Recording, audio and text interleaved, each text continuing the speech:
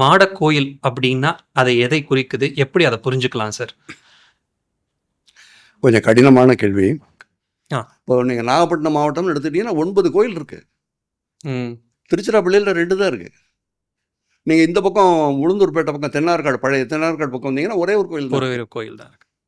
அப்போது ஏன் அந்த பகுதிகளில் மட்டும் நான் ஒன்று சொன்னால் நீங்கள் கோச்சிக்கூடாது.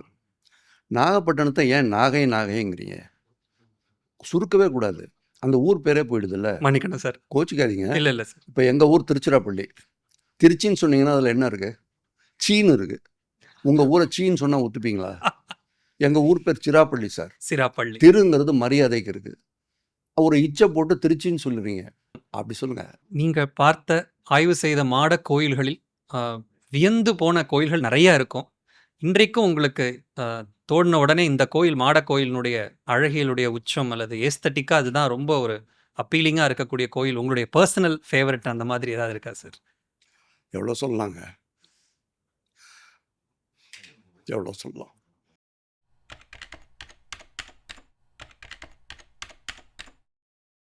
வணக்கம். நம் தமிழ்நாட்டுடைய பண்பாட்டு வரலாறு கலாச்சார மையங்களாக இருக்கக்கூடியவை நம்முடைய திருக்கோயில்கள் தான். வழிபாட்டு ஆன்மீக இடங்களாக மட்டுமின்றி நம்மளுடைய கட்டிடக்கலை, சிற்பக்கலை, ஓவியக்கலை, இசை, நாடக, நடன மரபுகள் இவை அனைத்தையுமே பாதுகாக்கக்கூடிய ஒரு கலை கருவூலங்களாகவே இந்த ஆலயங்கள் வரலாற்று முழுவதும் நமக்கு இருந்துட்டுருக்கு.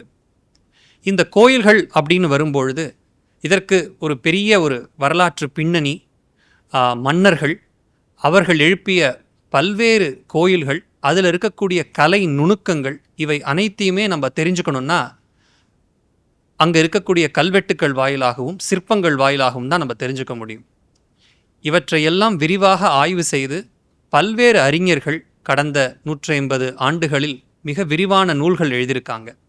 அந்த அறிஞர்களுடைய வரிசையில் இன்றைக்கு தமிழகத்தினுடைய கோயில் கட்டடக்கலை, சிற்பம், கல்வெட்டு, இலக்கியம், இசை, நடன, நாடக மரபுகள் இவை அனைத்தையுமே ஒன்றோடு ஒன்று தொடர்பு படுத்தி மிக விரிவான ஆய்வுகளை நிகழ்த்தி நூற்றுக்கணக்கான கட்டுரைகளையும் பல நூல்களையும் எழுதியிருக்கக்கூடிய தமிழகத்தின் மிக முதன்மையான ஆய்வறிஞர் டாக்டர் ரா. கலைக்கோவன் அவர்கள். அவர் அடிப்படையில் ஒரு கண் மருத்துவர். இவருடைய தந்தை மிக புகழ்பெற்ற தமிழ் அறிஞர், வரலாற்று அறிஞர், மதிப்பிற்குரிய மா. ராசமாணிக்கனார் அவர்கள். அவருடைய குடும்பத்தில் பிறந்து, அவருடைய மகனாக பிறந்து மருத்துவம் படித்து ஒரு கட்டத்தில் தமிழ் இலக்கியத்தின் மீது மிகப்பெரிய ஒரு ஆர்வம் கொண்டு தமிழில் முதுகலை மாஸ்டர்ஸ் முடித்து அதற்கப்புறம் அதிலேயே டாக்டரேட் பண்ணி வரலாறும் படித்து தன்னை மிகச்சிறந்த ஒரு ஆய்வறிஞராக இன்றைக்கு ஒரு நீண்ட நெடுங்கால ஒரு அனுபவத்தினோடு ஆசிரியராகவும் இருக்கக்கூடிய மிக முதன்மையான அறிஞர் திரு கலைக்கோவன் அவர்கள் தன்னுடைய தந்தையாருடைய பெயரிலேயே ஒரு ஆய்வு மையத்தை திருச்சியில் தொடங்கி அதன் மூலமாக பல்வேறு நூல்களை கொண்டு வந்ததோடு மட்டுமல்லாமல் வரலாறு படிக்கக்கூடிய மாணவர்கள், தொல்லியல் துறையில் இருக்கக்கூடியவர்கள் அனைவருக்கும் அவர்களுடைய பிஹெச்டி, எம்ஃபில் தீசிஸ்களுக்கெலாம் ஐயா தான் வழிகாட்டியாக இருந்திருக்காங்க.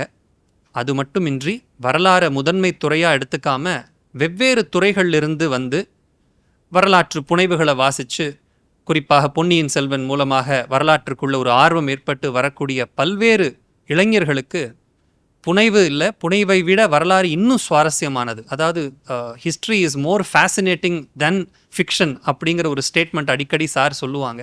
அதை மாணவர்களுக்கு, இளைஞர்களுக்கு அறிமுகப்படுத்தி கோயில்கள் வழியாக அவர்களை வழிநடத்தி சென்று வரலாற்று துறையில் மிகப்பெரிய பங்களிப்பை இன்றைக்கு ஒரு பெரிய இளைஞர் கூட்டமே செய்து கொண்டிருக்கு. இதை தவிர தமிழகத்தின் முன்னணி பல்கலைக்கழகங்கள்லேயும் கல்லூரிகள்லேயும் ஒரு ஆலோசகராக, குறிப்பாக தமிழ் வரலாறு துறைகளில் ஆலோசகராகவும் உறுப்பினராகவும் இருந்து பல்வேறு துறைகளினுடைய ஆய்வுகளை முன்னெடுத்து செல்வதற்கான ஒரு பெரும் பணியும் அவர் செஞ்சிட்ருக்காரு. இதை தவிர தமிழக அரசினுடைய ஆலோசனை குழுக்களில் இருந்திருக்காங்க. பல்வேறு பல்கலைக்கழகங்களில் இந்தியாவில் மட்டும் இல்லாமல் வெளிநாடுகளுக்கும் சென்று ஆய்வு கட்டுரைகளை வாசிச்சிருக்காரு. 8ஆம் உலகத்தமிழ் மாநாடு, உலக சைவ மாநாடு போன்ற பல மாநாடுகளில் அவர் பேனலிஸ்டாக அமர்ந்து ஆய்வு கட்டுரைகளையும் சமர்ப்பித்து பேனலிஸ்டாக இருந்து ஆய்வு கட்டுரைகளை வாசிக்கவும் செய்திருக்கிறார். இவருடைய வழிகாட்டுதலில் தொடங்கிய வரலாறு.com என்கிற ஒரு மின் இதழ் தமிழகத்தின் மிக முதன்மையான சாதனைகளுள் ஒன்று. ஏன்னா 2004ஆம் ஆண்டு அந்த மின்னிதழ் தொடங்கப்பட்டு இன்றைக்கு 21 ஆண்டுகளாக தொடர்ச்சியாக 180க்கும் மேற்பட்ட இதழ்கள் மாதம் ஒரு ஆர்வத்தோடு வந்த இளைஞர்களை இன்றைக்கு ஆய்வாளர்களாக மாற்றிய பெருமை டாக்டர் கலைக்கோவன் அவர்களுக்கு உண்டு. இத்தனை சிறப்புமிக்க டாக்டர் கலைக்கோவன் அவர்களை இன்றைக்கு நாம் தமிழகத்தில் இருக்கக்கூடிய மாட கோயில்கள் குறித்து ஒரு விரிவான உரை அவரை நிகழ்த்த வைக்க இருக்கிறோம். வணக்கம் சார். தமிழ்நாட்டுடைய கோயில் கட்டடக்கலை, அதனுடைய தோற்றம், வளர்ச்சி, அது குறித்து ஒரு சிறு அறிமுகம் தர முடியுமா சார்? நிச்சயமாக தரலாம். தமிழ்நாட்டு கோயில் கட்டடக்கலை நமக்கு நல்ல சான்றுகளோடு கிடச்சிருக்கு. சங்க காலம்னு எடுத்துக்கிட்டிங்கன்னா 8 தொகை 10 பாட்டுன்னு சங்க இலக்கியங்கள் இருக்குது. இந்த சங்க இலக்கிய பாடல்களில் கோயில்களை பற்றி நிறைய செய்திகள் இருக்குது. அந்த காலத்தில் கோயிலை எப்படி சொன்னாங்க அப்படின்னா, பொதியில், அந்த சொல் தான் கோயிலை குறிக்க பயன்பட்டது. அழகான சொல், பொது இல், அதுதான் பொதியில். பொதுவான இல்லம், யார் வேணாலும் வரலாம், யார் வேணாலும் இருக்கலாம், போகலாம். அந்த மாதிரி ஒரு பொதுவான, எல்லாருக்கும் பொதுவான ஒரு இடம். அந்த பொதியில் சங்க இலக்கிய பாடல்களில் அது எப்படி இருந்தது, அந்த பொதியிலுக்குள்ளே இருந்த வடிவம் எப்படி இருந்ததுங்கிறத பற்றியெல்லாம் கந்துடை பொதியில் அப்படின்னு இலக்கிய அடிகள் வருது. இந்த பொதியலுக்கு முன்னால் மக்கள் அதிகமாக இருந்து பார்க்குறதுக்கு வசதியாக ஒரு சின்ன மண்டபமும் எழுப்புறாங்க. அதுக்கும் சங்க இலக்கியத்தில் நமக்கு சான்று இருக்குது. இதுக்கு முன்னால் ஒரு பலித்தளம், மக்கள் வராங்க இல்லையா வழிபட, அவங்க அங்கே பூக்கள் வைக்கிறதுக்கு, நீர் இட்டு வழிபடுறதுக்கு, ஏன்னா நமக்கு மலரும் நீரும் இட்டு வழிபடுறது தான் நம்ம மரபு. அதற்கான ஒரு பலித்தளம் இருந்திருக்கு. இந்த பலித்தளம் எப்படி இருந்தது, மக்கள் வரத்து இல்லாமல் போனால் இந்த கோயில்கள் எப்படியெல்லாம் சீர்குலையுது, இப்போ கூட நம்ம பார்க்குறோம் இல்லையா, மக்கள் வரத்து இல்லாமல் போயிட்டால் கோயில்கள் பாழடைஞ்சு போகிறது. அப்படி கோயில்கள் பாழடைஞ்சு சிதிலமாக போகிறத பற்றி கூட நமக்கு செய்திக்குள் இருக்குது. அதனால் சங்க இலக்கியத்தில் நமக்கு நம்முடைய கோயில்களை பற்றி தெளிவான செய்திகள் இல்லை. இது எப்போ மாறுது அப்படின்னா, ஒரு 3ஆம் நூற்றாண்டுக்கு பிறகு நம்ம இருண்ட காலம்னு சொல்கிறோம் பாருங்கள், களப்பிரர் காலம். அந்த காலம் உண்மையிலே இருண்ட காலம் இல்லை, ஒரு ஒளிமிகுந்த காலம். தமிழர் வரலாற்றுக்கு ஒரு அருமையான காலம். அந்த காலத்தில் தான் மிகப்பெரிய வளர்ச்சி எல்லாத்துலேயுமே, குறிப்பாக கோயில் கட்டடக்கலை. இதை எப்படி சொல்கிறோம்னா, சம்பந்தர் அப்பர் 6ஆம் நூற்றாண்டில் வராங்க, பத்திமை காலம்னு சொல்கிறோம், பக்தி இயக்கம். அவங்க ஆயிரக்கணக்கான கோயில்களை பாடுறாங்க. ஆனால் சங்க இலக்கியங்கள் அந்த கோயில்களை பற்றி செய்திகள் இல்லை. அப்போது திடீர்னு 6ஆம் நூற்றாண்டில் மட்டும் கோயில்கள் இவ்வளோ பெரிய கட்டடங்கள்லாம் வந்துருமா, மக்கள் இவ்வளோ செழிப்பாங்க இருப்பாங்களா, ஆடல் பாடல் நிகழுமா? அப்போ இந்த 300 ஆண்டுகளில் தானே அது நிகழ்ந்திருக்கணும். அப்போது ஒரு எளிய பொதியில் இருந்த கோயில் கொஞ்சம் கொஞ்சமாக வளர்ச்சி அடைந்து மாடங்களோட, மாட மாளிகை கூட கோபுரம்லாம் பாடுறாங்க இல்லையா, அப்போ ஒரு வளர்ச்சி நிலையை பார்க்குறோம். ஆனால் எல்லாமே செங்கல் கட்டடங்கள். ஏன் அவையெல்லாம் செங்கல் கட்டடங்கள்னு உறுதியாக சொல்கிறோம்னா, முதலாக கல்லில் ஒரு குடைவரையை எழுப்புகிற மகேந்திரவர்மர் மண்டகப்பட்டு கல்வெட்டில் சொல்கிறார், இட்டிகை செங்கல் இல்லாமல், உலோகம் இல்லாமல் நான் கல்லால் அதை எடுத்திருக்கேன், சுண்ணாம்பு கூட கிடையாது, மரம் இல்லை, இதெல்லாம் இல்லாமல். அப்போது இந்த 4ஆல் தான் அவருக்கு முன்னால் கோயில்கள் எழுப்பப்பட்டது. செங்கல், மரம், சுண்ணாம்பு, இந்த மாதிரி சுதை. இவர் தான் முதல் முறையாக கோயில் கல்லில் எடுக்கிறார். அதுதான் குடைவரைன்னு நம்ம சொல்கிறோம். இதே காலகட்டத்தில் பாண்டியர்களும் தென் தமிழ்நாட்டில் குடைவரைகளை எழுப்புகிறாங்க. ஏன்னா நமக்கு பிள்ளையார்பட்டியில் ஒரு குடைவரை பழங்கால கல்வெட்டோடு கிடைக்கிது. அதனால் அந்த பகுதியில் பாண்டியர்கள், இந்த பகுதியில் பல்லவர்கள். இவங்க 3 விதமான கோயில்கள் எழுப்புகிறாங்க. நமக்கு இன்றைக்கி அந்த கோயில்கள் எல்லாமே பார்வைக்கு கிடைக்கிது. இலக்கிய அடிகளில் மட்டுமில்லை, கல்வெட்டுகளில் மட்டுமில்லை, நேரடியாக கோயில்களை நம்மால் பார்க்க முடியுது. தமிழ்நாட்டில் 106 குடைவரைகள் இருக்குது.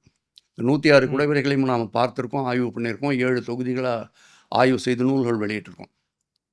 குடைவரைனா என்னென்னா, ஒரு பாறை இருக்குன்னு வச்சுக்கிட்டுங்களேன், அல்லது ஒரு மலை முன்னால் இருந்து பின்னால் குடைஞ்சிக்கிட்டு போகிறது, அதுதான் குடைவரை. குடைந்து, ஒரு வரைனா மலை, ஒரு மலையையோ பாறையையோ குடைந்து கொண்டு சென்று ஒரு கோயிலை உருவாக்குவது குடைவரை.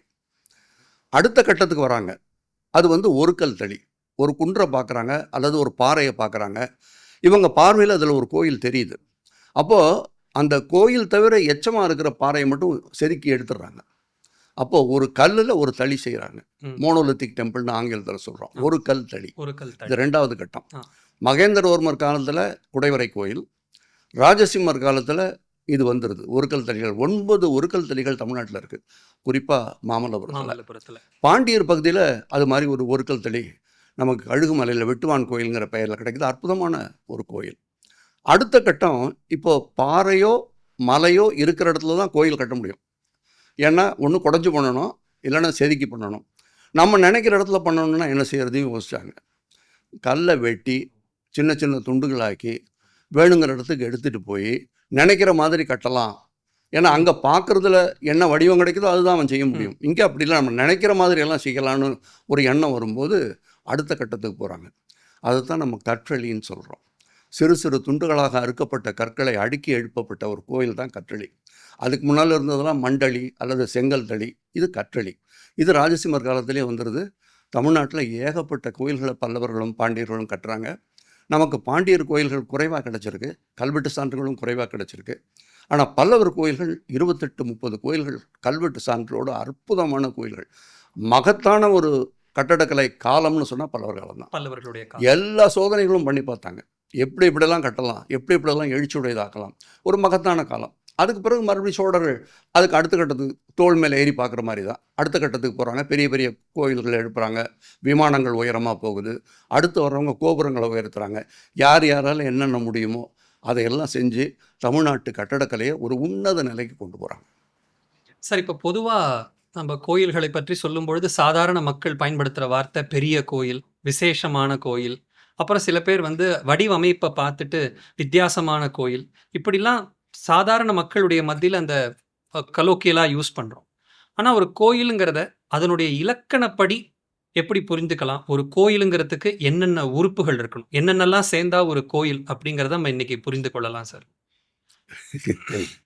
நீங்கள் கேட்கும்போது எனக்கு ஒரு முக்கியமான விஷயந்தான் ஞாபகம் வருது. ஒரு கோயிலில் 2 முக்கியம். ஒன்று வந்து நுழைவாயில், இன்னொன்று இறைவன் உட்கார்ந்துருக்கிற இடம். ஆனால் நமக்கு ஒரே ஒரு சொல் தான் தெரியும், கோபுரம். கோபுரம் யார்கிட்ட கேளுங்க, கோயில் கோபுரம்னு சொல்லுவாங்க.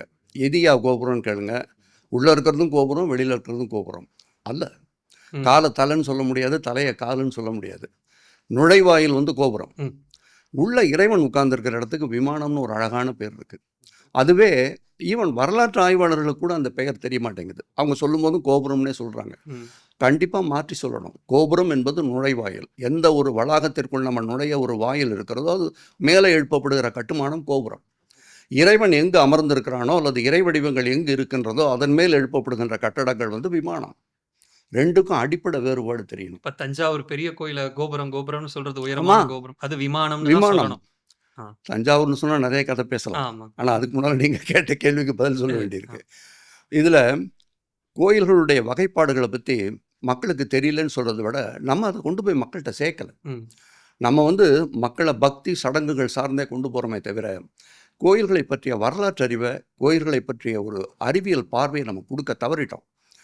வரலாற்று அறிஞர்கள் அவங்க பாட்டுக்கு எழுதி போகிறாங்க, தொல்லியல் அறிஞர்கள் அவங்க கருத்துக்களை சொல்கிறாங்களே தவிர மக்கள்கிட்ட இதை கொண்டு போய் செலுத்த வேண்டிய கடமை நம்மகிட்ட தான் இருக்குது. நம்ம தான் சொல்லணும். அவங்களுக்கு தெரியாது. அவங்களுக்கு கோயில்னு ஒரு பெயர் தெரியும். அதுக்குள்ளே என்ன இருக்குது, எப்படிப்பட்ட உறுப்புகள் இருக்குது. ஒரு விமானம்னா அது எப்படி, இப்போ நம்ம உடம்புனா கால் இருக்குது, கை இருக்குது, வயிறு இருக்குது, கழுத்து இருக்குது, தலை இருக்குது, இதெல்லாம் தெரியுதில்ல. அப்போது ஒரு கோயில்னால் என்னென்னு தெரியும். நம்மளை இதெல்லாம் வச்சு தானே அதை உருவாக்கியிருக்காங்க. திருமந்திரத்தில் அழகாக சொல்கிறாங்கல்ல, ஒரு விமானம் அப்படிங்கிறது எப்போ இறைவன் அங்கே அல்லது இறைவி அல்லது ஒரு இறை வடிவம் அங்கே இருக்கோ, தாங்குதளம் பேஸ்மெண்ட், அதுக்கு மேலே சுவர் வால், அதுக்கு மேலே கூரை, அதுதான் ரூஃபுங்கிறோம். இதான் வீடு. நம்ம வீடு மாதிரி இறைவன் வீடு. உங்கள் வீட்டுக்கு ஒரு பேஸ்மெண்ட் இருக்குல்ல, அதை தாங்குதளம்னு சொல்கிறோம். ஏன்னா தாங்குது. அதுக்கு அடுத்தாப்புல அதன் மேலே சுவர் மூடி மறைக்குது, கூரை மூடுது. உள்ளதான் இறைவன் இருக்கார். இதுக்கு மேலே என்னென்னலாம் எழுப்புகிறோமோ அது அவங்க வசதி வாய்ப்புகளை பொறுத்தது. ஒரு தளம், இருதளம், பலதளம். இப்போ தஞ்சாவூர் ராஜராஜேஸ்வரத்தை எடுத்துக்கிறோங்க, ஏகப்பட்ட தளங்கள், மிகப்பெரிய கோயில். அது மாதிரி அவரவர்கள் சக்திக்கேற்றார் போல் கோயில் கட்டுமானங்களை வளர்த்தாங்க. ஆனால் அடிப்படை உறுப்புகள் 6 தான். தாங்குதளம், சுவர், கூரை, மேலே வந்து கிரீவம்னு கழுத்து, மனித உடலுக்கு கழுத்து இருக்கிற மாதிரி கழுத்து. அதுக்கு அடுத்தாப்புல சிகரம், தலை. ஸ்தூபிங்கிறது தலைமுடி மாதிரி, உச்சி. அதாவது உச்சி குடம்ங்கிறது தான் ஸ்தூபின்னு சொல்கிறோம். இந்த 6 இருந்தால் தான் அது விமானம். ஸ்தூபிங்கிறது கலசம். ஆமாம். இப்போ நீங்கள் கோபுரத்தில் இதெல்லாம் பார்க்க முடியாது. கோபுரம் வந்து இந்த அனுமானங்களோட வந்தாலும் கூட அதில் அடுக்குகள் வேறு மாதிரி இருக்கும். அது சாலை வடிவில் போயிடும். பெரும்பாலான கோபுரங்கள் 199 கோபுரங்கள் சாலை வடிவில் தான் இருக்கும். ஆனால் விமானம் அப்படி இல்லை. விமானம் பல வடிவங்கள் எடுக்கும். சதுரமாக இருக்கும், வட்டமாக இருக்கும், திராவிடமாக இருக்கும், எண்கோணம், அறுகோணம், இந்த மாதிரி நிறைய வாய்ப்புகள் இருக்குது. இதையெல்லாம் புரிந்து கொள்ளணும் அப்படின்னா நம்ம வந்து கட்டடக்கலைக்குள்ளே நுட்பமாக போய் அதை தெரிஞ்சுக்கிட்டு அதுக்கு பிறகு கோயிலை பற்றி நல்ல அதனுடைய வகைப்பாடுகள், எத்தனை விதமான கோயில்கள் இருக்குது, அதில் ஒவ்வொன்றுலேயும் ஒரு இப்போ தாங்குதளம்னு எடுத்துக்கிட்டிங்கன்னா அதில் பிரதிபந்த தாங்குதளம்னு ஒன்று இருக்குது, பாதபந்தம்னு இருக்குது, வெரைட்டிஸ் எல்லாமே ஒவ்வொன்றும் ஒரு கடல் மாதிரி தான். இப்போ இந்த கோயில்களுடைய உறுப்புகள் பொதுவாக இந்த கோபுரம், சுற்றி வரக்கூடிய திருச்சுற்று மாளிகை, மைய விமானம், அதில் நீங்கள் சொன்ன 6 உறுப்புகளோடு இருக்குது. அதே போல் பொதுவாக இன்றைக்கு புழங்கக்கூடிய சொற்கள் கொஞ்சம் விவரம் அறிந்தவர்கள் சொல்லக்கூடிய அந்த திராவிடம், வேசரம், நாகரம் அமைப்பு அப்படி இருக்கு. இதில் ரொம்ப யுனிக்காக உங்களுடைய ஆராய்ச்சியில் மிக முக்கியமானது வந்து தமிழ்நாட்டில் இருக்கக்கூடிய மாடக்கோயில்கள். இந்த மாடக்கோயில்கள் குறித்து நமக்கு ஏதாவது வரலாற்று ஒழுக்காக ஏதாவது நமக்கு தகவல் கிடைக்குதா சார்? மாடக்கோயில் அப்படின்னா அதை எதை குறிக்குது, எப்படி அதை புரிஞ்சுக்கலாம் சார்? கொஞ்சம் கடினமான கேள்வி. பல செய்திகளை வெளிக்கொணர்கின்ற ஒரு கடுமையான கேள்வி. ஏன்னா மாடக்கோயில் அப்படிங்கிறத பற்றியே பேசலாம். அதுக்கு பிறகு அதை எப்படி வரலாறு சொல்லுது, அல்லது அதுக்கு என்ன சான்றுகள் இருக்குது, இதெல்லாம் வருது. நான் எப்படி மாடக்கோயிலுக்குள்ளே போகிறேன் அப்படின்னு சொன்னாலே உங்களுக்கு இதுக்கான பதிலெலாம் கிடச்சிரும். நான் திருச்சிராப்பள்ளியில் ஒரு கோயிலுக்கு போன போது அந்த கோயிலை கோச்செங்கனான் கட்டின கோயில்னு சொன்னாங்க, சம்பந்தர் பாடிய கோயில்னு சொன்னாங்க. எனக்கு அப்போ கோயில்களை பற்றி ஒன்றும் தெரியாது. சம்பந்தர் பாடியது மாடக்கோயில்னா எனக்கு ரொம்ப மகிழ்ச்சியாக இருந்தது. நான் உடனே மாடக்கோயில்னால் என்னென்னு தெரிஞ்சுக்கணுன்னு ஆசைப்பட்டேன். அதனால் நிறைய புத்தகங்களை பார்த்தேன், அறிஞர்கள்ட்டெல்லாம் கேட்டேன். எங்கேயும் எனக்கு சரியான தகவல் கிடைக்கல. இதான் மாடக்கோயில் அப்படின்னு ஒரு டிஃபைன் பண்ண ஆள் இல்லை. ஒரு திண்ண மாதிரி இருக்கும், அது மேலே ஒரு கோயிலுங்கிற மாதிரி தான் சொன்னாங்க. அதுக்கு பிறகு நாங்கள் ஆய்வு மேற்கொண்டோம். இன்றைக்கி மாடக்கோயில்கள் இருக்கா, யார் இதை பாடியிருக்கா? அப்பர் பாடியிருக்கார், சம்பந்தர் பாடியிருக்கார். இதை வந்து பெருந்திருக்கோயில்னு சொல்கிறாங்க. ஏன்னா பெரிய அளவில் இருக்குங்கிறதுனால பெருந்திருக்கோயில், மாடக்கோயில்னு சொல்கிறாங்க. எழில் மாடம் 70 செய்து.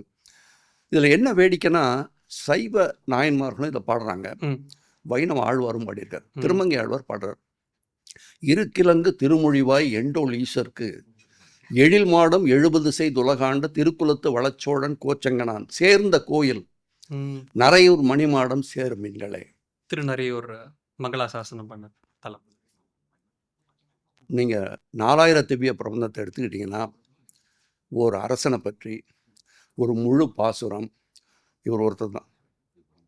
இந்த கோயிலுக்கு போங்கன்னு சொல்கிறாரு. எப்படி சொல்கிறாரு? அவர் சேர்ந்த கோயில். அப்போது கோச்செங்கனான் மேலே எப்படிப்பட்ட ஒரு ஈடுபாடு அந்த திருமங்கை ஆழ்வாருக்கு இருந்திருக்கணும். அதுக்கு காரணம் கோச்செங்கனான் இல்லை, அவர் கட்டிய அந்த கட்டுமானம். அப்போ மாடக்கோயில்ங்கிறது எங்கே கொண்டு போய் திருமங்கை ஆழ்வார் வைக்கிறாருன்னு பார்க்கும் பொழுது வியப்பு ஏற்படுது. இதையே அப்பரும் பாடுறார். பெருக்காறு சடை கணிந்த பெருமானுக்கு எழில் மாடம் 70 8ம்னு பாடுறார். 78 கோயில்னு அவர் கணக்கு சொல்கிறார். நாங்கள் தேடி பார்த்தபோது ஒரு 36 கோயில் எங்களால் கண்டுபிடிக்க முடிஞ்சது. முதல் ஆய்வில் 32 கோயில் தான். அப்போ தான் அந்த புத்தகத்தை வெளியிட்டோம், மலைக்க வைக்கும் மாடக்கோயில்கள். அதுக்கு பிறகு ஒரு 4 கோயில் கண்டறிய முடிஞ்சது. இதில் சிவன் கோயில்கள் தான் அதிகம், வைணவ கோயில்கள் குறைவு. இதை கட்டிய கோச்செங்கனான நாயன்மார்னு சொல்லி 63 நாயன்மார்கள் ஒருவர் அவரை கொண்டாடுறாங்க. நாயன்மார்களை வந்து பொதுவாக ஆழ்வார்கள் பாடுறதில்லை. இவர் நாயன்மார் அப்படின்னா திருமங்கை ஆழ்வார் வந்து 10 பாசுரங்கள் பாடியிருக்க முடியாது. அல்லது இவர் 2 பக்கமும் கோயில்கள் எடுத்து இரு சமயங்களுக்கும் ஆதரவாக இருந்து ரெண்டையும் பெரிய அளவில் கொண்டு போனதுனால இவங்களும் கொண்டாடினாங்க, அவங்களும் கொண்டாடினாங்க. இப்படி ஒரு வாய்ப்பு வேறு எந்த மன்னனுங்க தமிழ்நாட்டில் கிடைக்கல, ராஜராஜனுக்கு கூட கிடைக்கல. ஆனால் கோச்செங்கனானுக்கு கிடைச்சது. அதுக்கு காரணம் வடிவம். அவர் எடுப்பித்த அந்த அது ஒரு திருப்பு முனைன்னு சொல்லலாம். கட்டடக்கலையில் ஒரு திருப்பு முனை. அது தமிழ்நாட்டு கட்டடக்கலைன்னு எடுத்துக்கிட்டீங்கன்னா பொதியிலுக்கு பிறகு இந்த கல் வடிவங்கள் வருது, அது ஒரு திருப்பு முனை. ரெண்டுக்கும் இடைப்பட்டு இது நடக்குது. சங்க காலத்துக்கும் பல்லவர் காலத்துக்கும் இடைப்பட்டு நடக்குது. ஏன்னா பல்லவர் காலத்திலே இந்த மாடக்கோயில் நம்ம பார்க்குறோம். இப்போ நாங்கள் எடுத்த மாடக்கோயில்களில் திருவள்ளரையில் இருக்க மாடக்கோயில் வந்து பல்லவர் சிற்பங்களோட இன்னைக்கு இருக்கு. அப்போது கோச்செங்கனானுடைய காலம் எதுங்கிற ஒரு கேள்வி வருது. இவர் சங்க காலத்தில் இல்லை, ஏன்னா எந்த சங்க இலக்கியத்திலையும் இவரை பற்றி குறிப்பில்லை. ஒரு அடிக்குறிப்பில் தான் பேர் வருது. அந்த அடிக்குறிப்பை நம்ம பொருட்படுத்த முடியாது, பிகாஸ் அதுக்கு பொருள் இல்லை. ஆனால் இந்த கோச்செங்கனானை பற்றி களவடி 40 பேசுது. அது 11 கீழ்கணக்கில் ஒன்றா வைக்கப்படுது.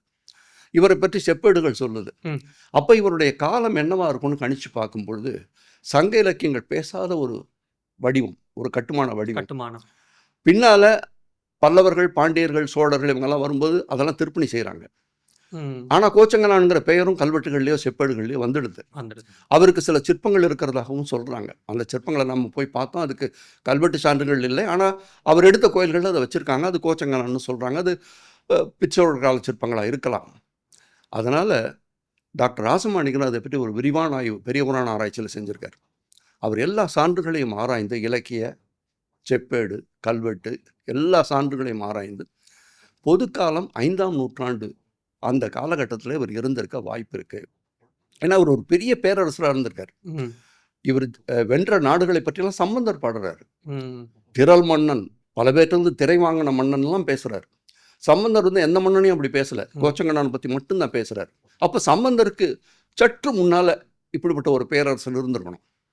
அதே போல் செப்பேடுகள்னு வரும்பொழுது நம்ம பழங்கோயில் செப்பேடில் மகேந்திரனுடைய அப்பா சிம்ம விஷ்ணு சோழர்கள்ட்ட இருந்து தான் சோழர்களாண்ட திருச்சிராப்பள்ளின்னு தான் குறிக்கிறார். காவேரி பாய்கின்ற சோழர்களாண்டன். அப்போ சோழர்கள் அங்கே வளமாக இருந்திருக்காங்க. இதையெல்லாம் வைத்து பார்க்கும் பொழுது கோச்செங்கனானுடைய காலம் பொதுக்காலம் 5ஆம் நூற்றாண்டாக இருக்கலாம் என்பதுதான் எங்களுடைய கருத்தும் கூட. இது நாங்கள் தெளிவாக அந்த புத்தகத்திலே விரிவாக சொல்லியிருக்கோம். அவர் எழுப்பிய அந்த மாட கோயில்களுக்கான அவசியம் என்னவா இருந்திருக்கலாம், இல்லை அவருக்கு முன்னாடி ஏதாவது ப்ளூ பிரிண்ட் இருந்திருக்குமா சார்? அவருக்கு ப்ளூ பிரிண்ட் இருந்தா இல்லையான்னு எனக்கு தெரியாது. ஏன்னா அதுக்கு எதுவும் இலக்கிய சான்றோ கட்டட சான்றோ இல்லை.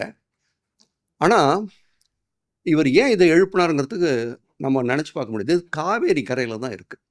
இப்போ நாங்கள் கண்டுபிடித்த பெரும்பாலான கோயில்கள் காவேரி பாய்கிற பகுதிகளில், திருவாரூர் மாவட்டம், தஞ்சாவூர் மாவட்டம், நாகப்பட்டினத்தில் நிறைய கோயில் இருக்குது, திருவாரூரில் இருக்குது, இப்போ மயிலாடுதுறையிலையும் பிரிஞ்சதுனால அங்கேயும் இருக்குது. அப்போது காவேரிக்கும் இந்த கோயில்களுக்கு தொடர்பு இருக்குது. இது ஒரு வெற்று தளத்துக்கு மேலே வருது இந்த கோயில்.